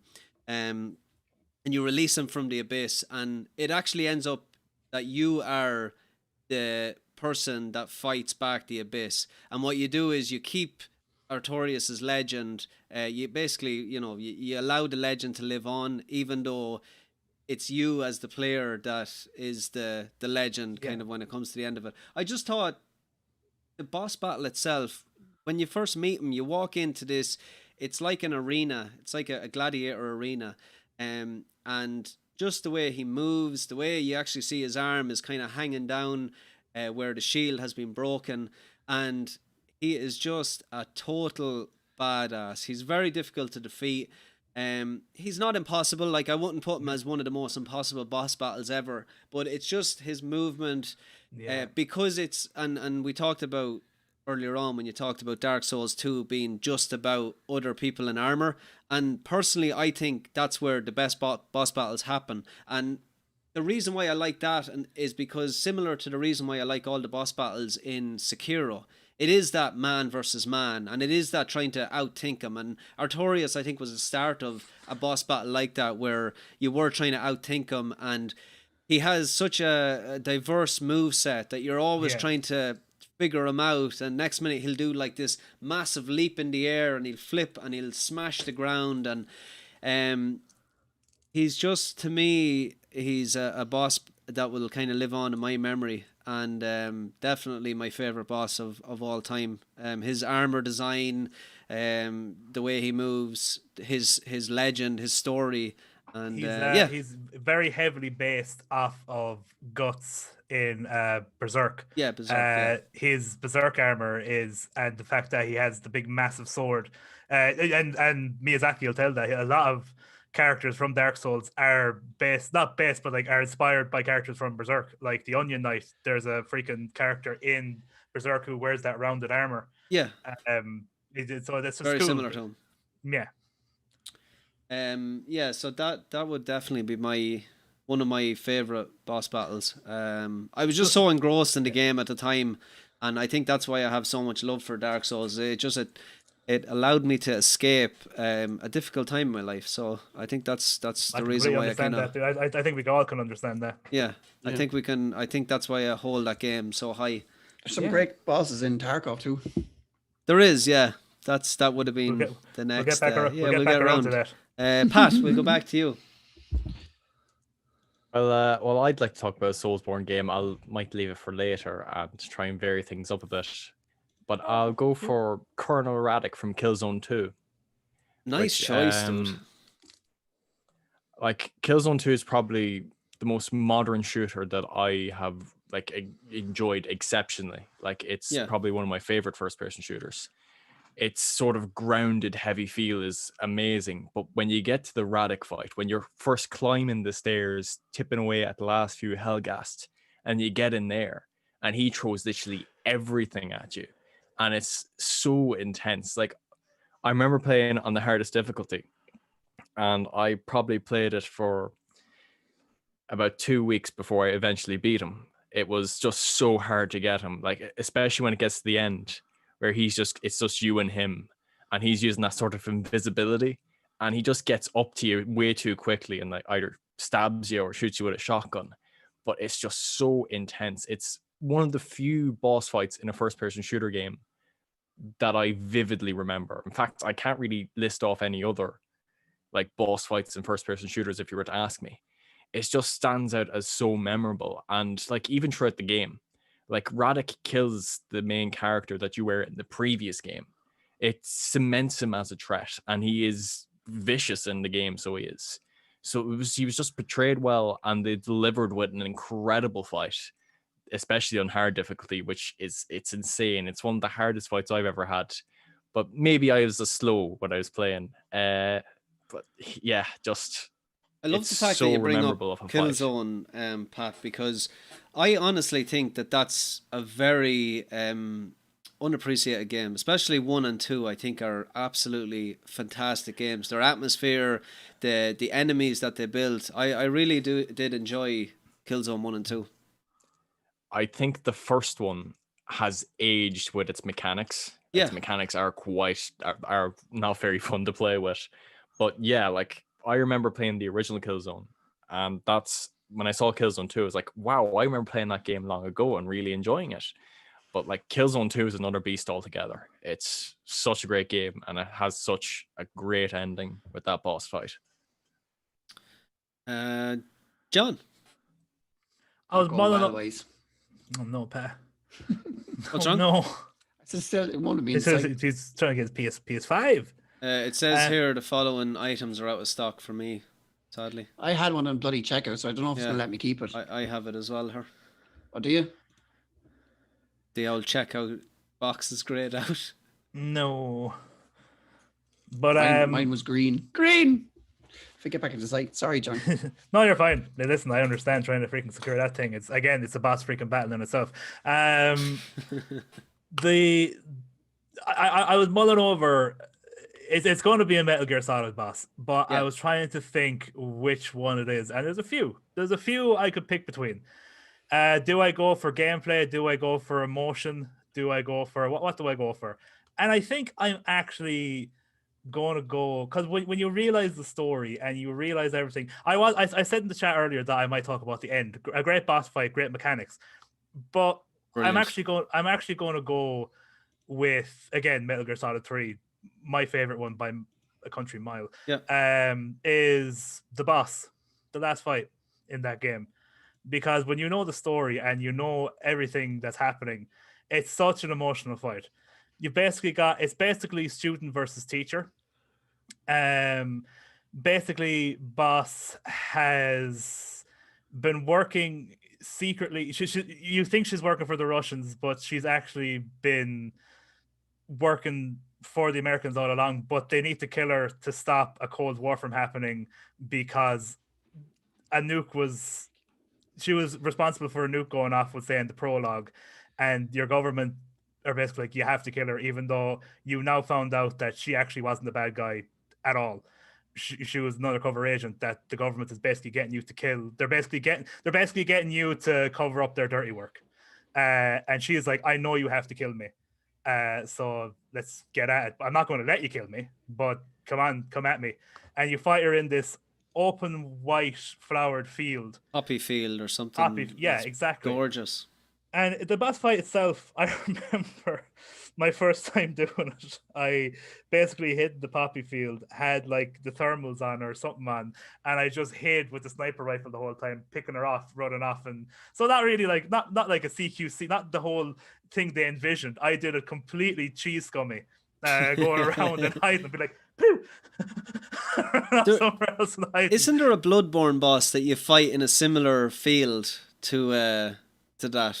Sekiro, the final as well? boss. Oh, yeah, you're right. Yeah, the final boss. Yeah, there you go. Yeah, and Sekiro.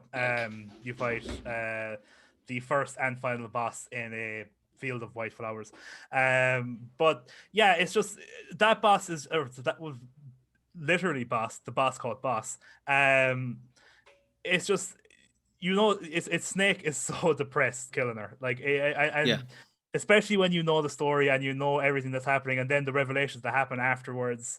It's just like, oh, and again, it's one of the reasons why literally Big Boss goes on to do the things he does later on. He literally turns his back on the government. The president tries to shake his hand, and he's like, nah. And he just turns around, walks out of there, is like, I'm fucking done with you.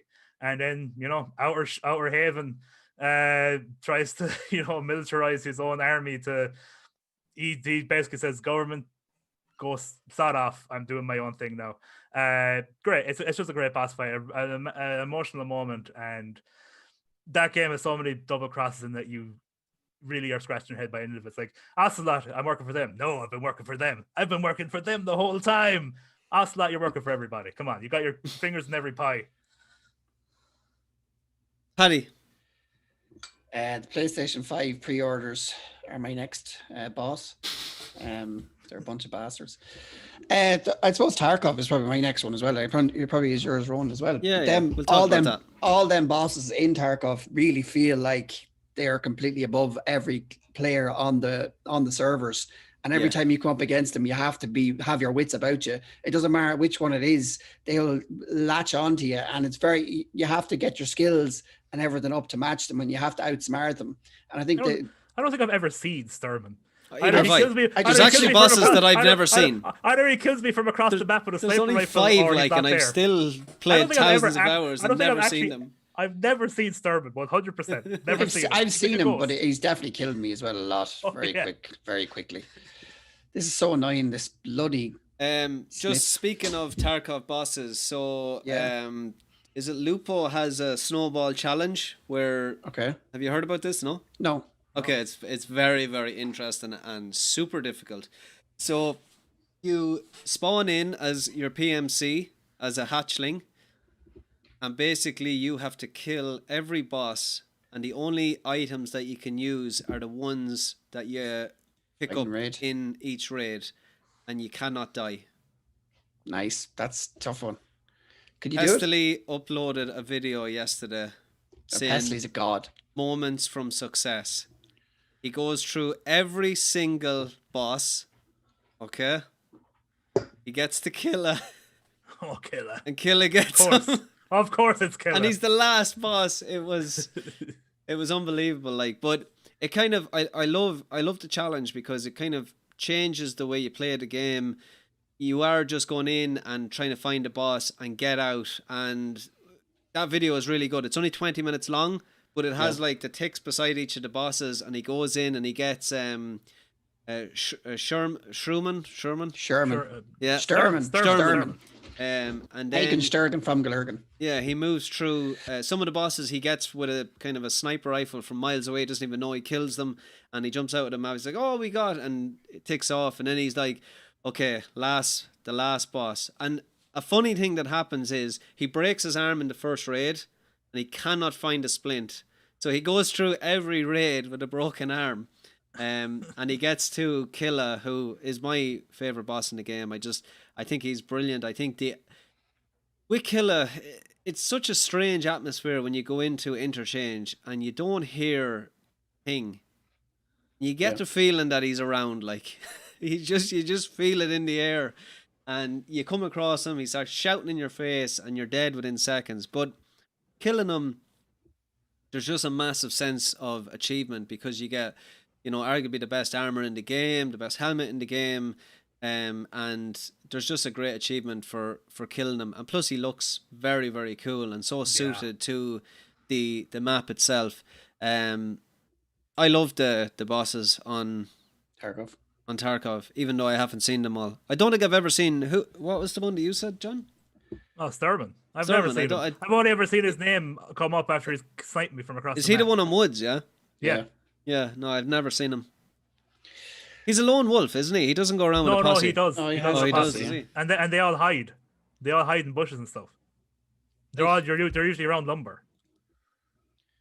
Yeah, I've never seen him. PlayStation 5's not happening. Bastards. Good, is it?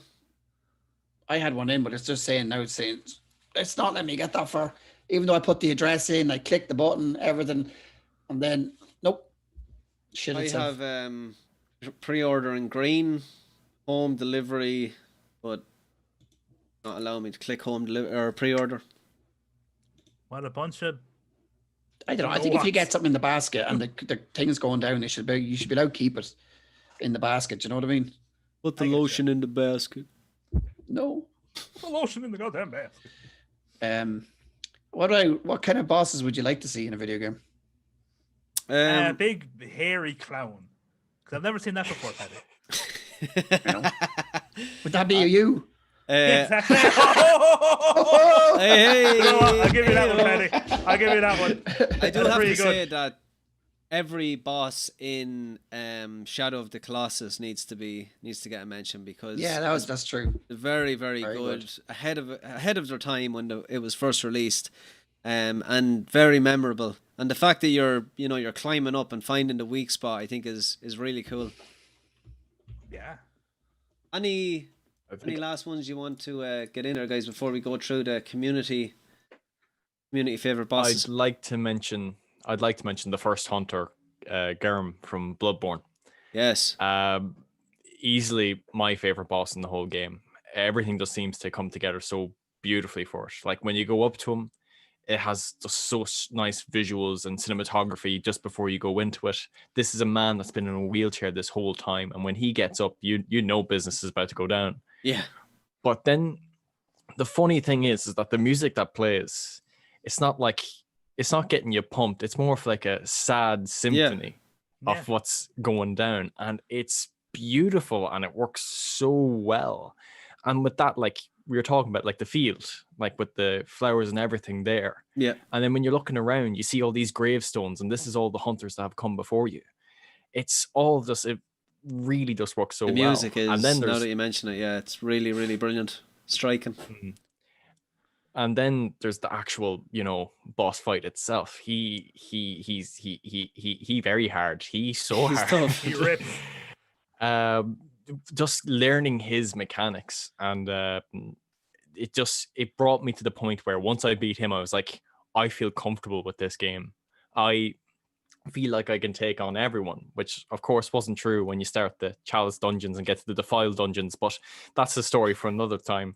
But just at that point, you really feel like you've hit the pinnacle of how good you're going to get at this game. This is the top, and it's such a great feeling. And that's why it goes back to kind of fighting other humans, I think, is where the game shines. Like, fighting big monsters is great and their design are great, but usually it's just get around the back of them and hit them in the ass. Like, being realistic, that's what most of the big monster fights you do. I think where the game really shines is when you're up against another humanoid character. I think Bloodborne, and obviously Sekiro as well, but Bloodborne came first. That was the one where it's the fact that there's no shields and it's just you have to dodge every single thing. I think that really amplified person on person, especially when you start fighting your first few hunters in the game. The ones that are just scattered around the map. Yeah, like, they just appear. You're like, what the hell is this guy like, doing? It's just a freaking game of mental chess of like he's going. What?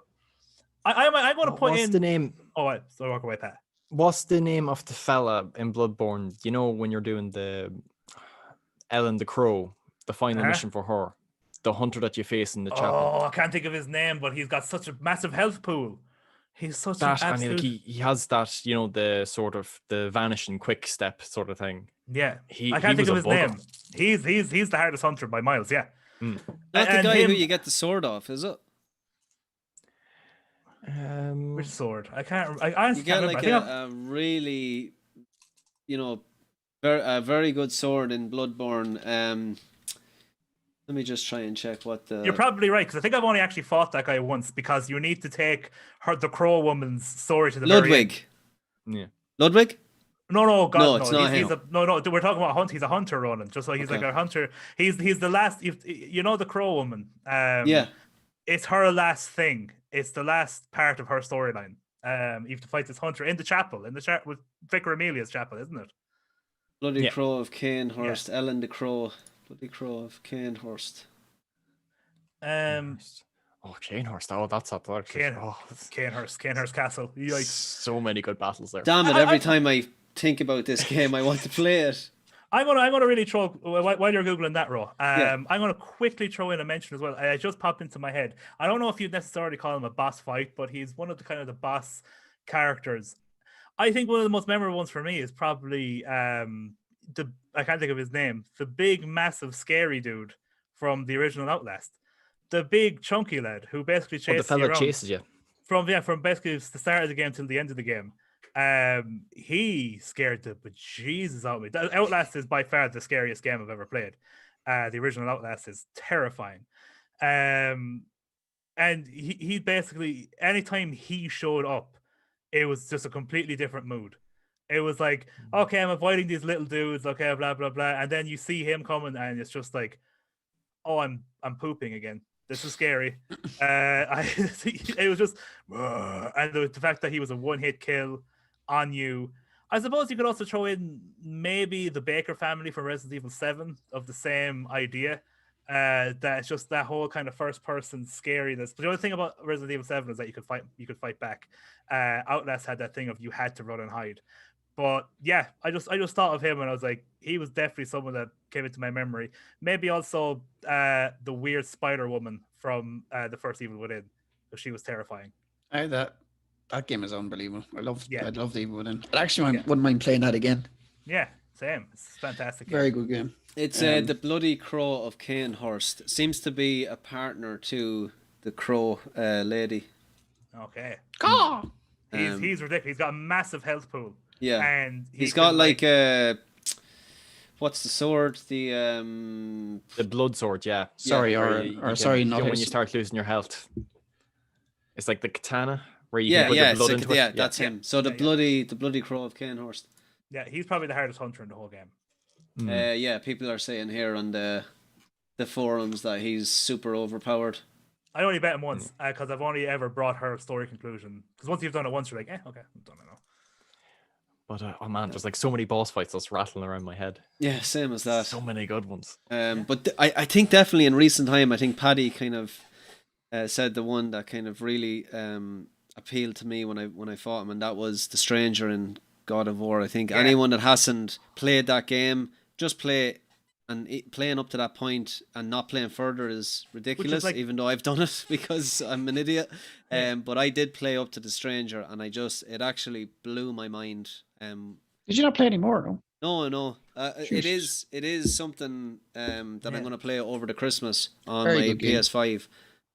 So yeah, I'm gonna definitely jump into that. And you get it for free with the PlayStation Plus collection. Yeah, that's why I'm gonna jump into it. I think you mentioned that the last time, so I'm definitely going to jump into it. So we have some community members. Just quickly before, I'm curious now. Just off the top of your head, worst boss fights. Just one boss. Bowser. What a fuck! No, I can't say that. On Mario 64, when you had to grab him by the tail and throw him off the side of the thing. Saying that was fun though. I can't think of one like.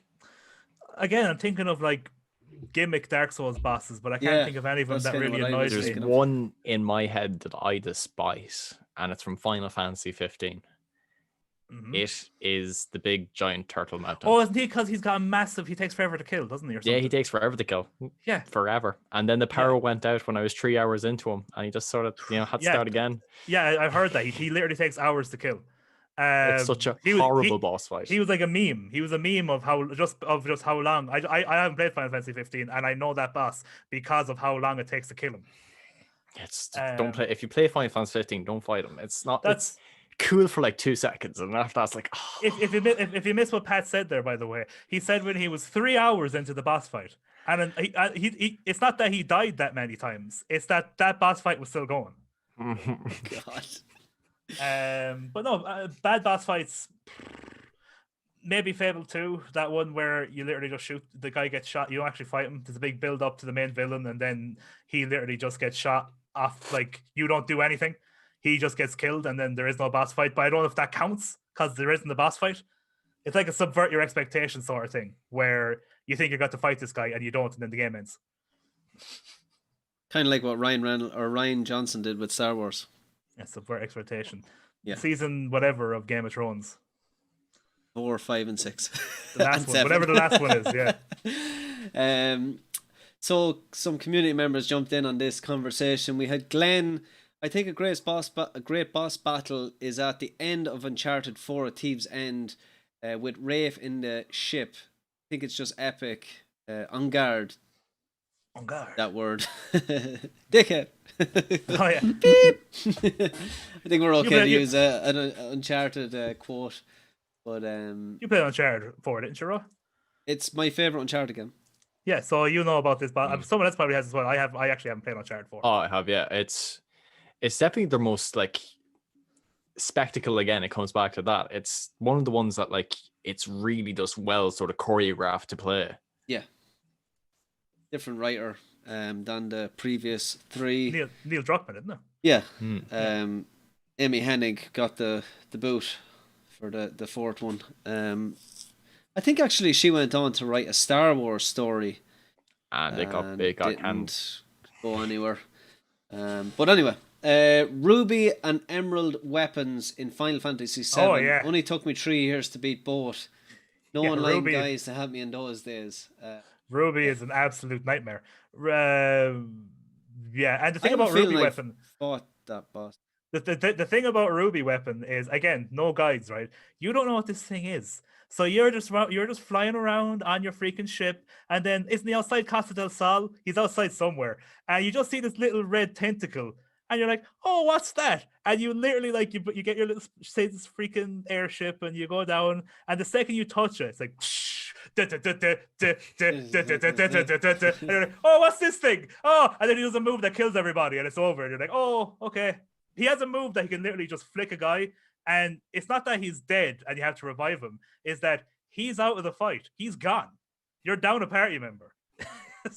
He's ridiculous.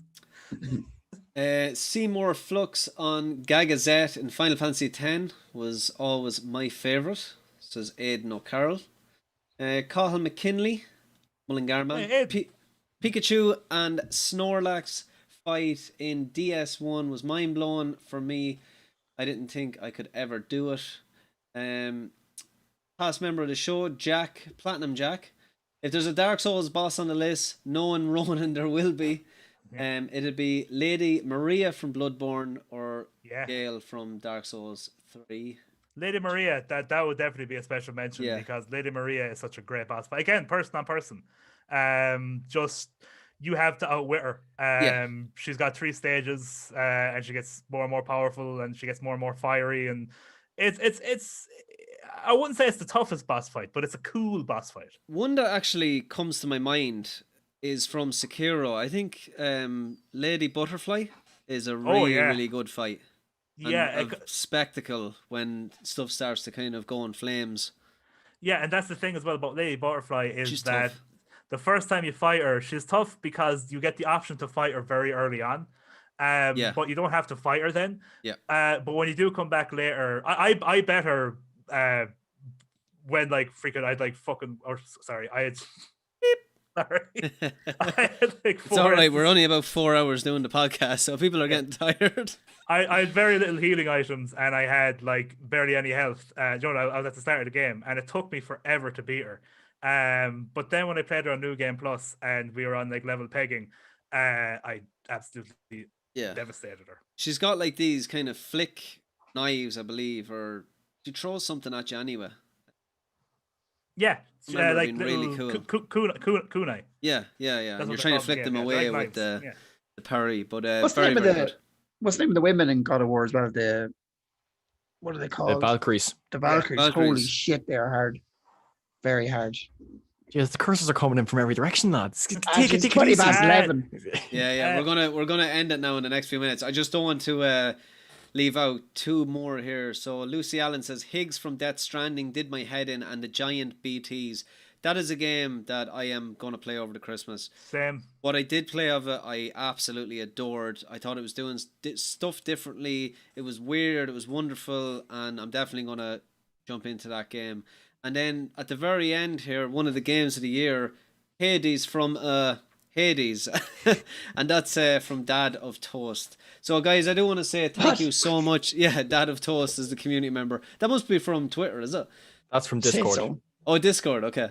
I do want to say thank you to all the community members that did get involved. I mean, I love conversations about this. This is what I do, sit around with, you know, my classmates all day talking about bosses and video games, and it's this is what it's all about. So thank you so much for getting involved.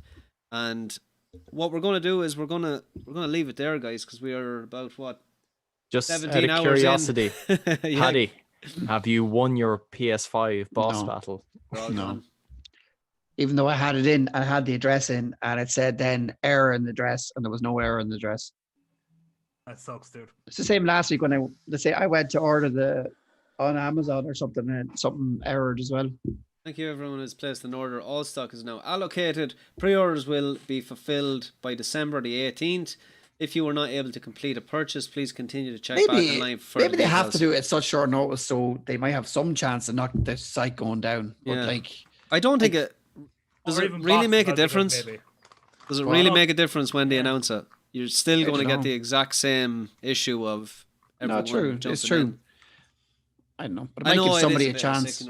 Yeah, but the chance is keep your eye open, isn't it? You'd think there is a reason. It's very hard when there's so many sites.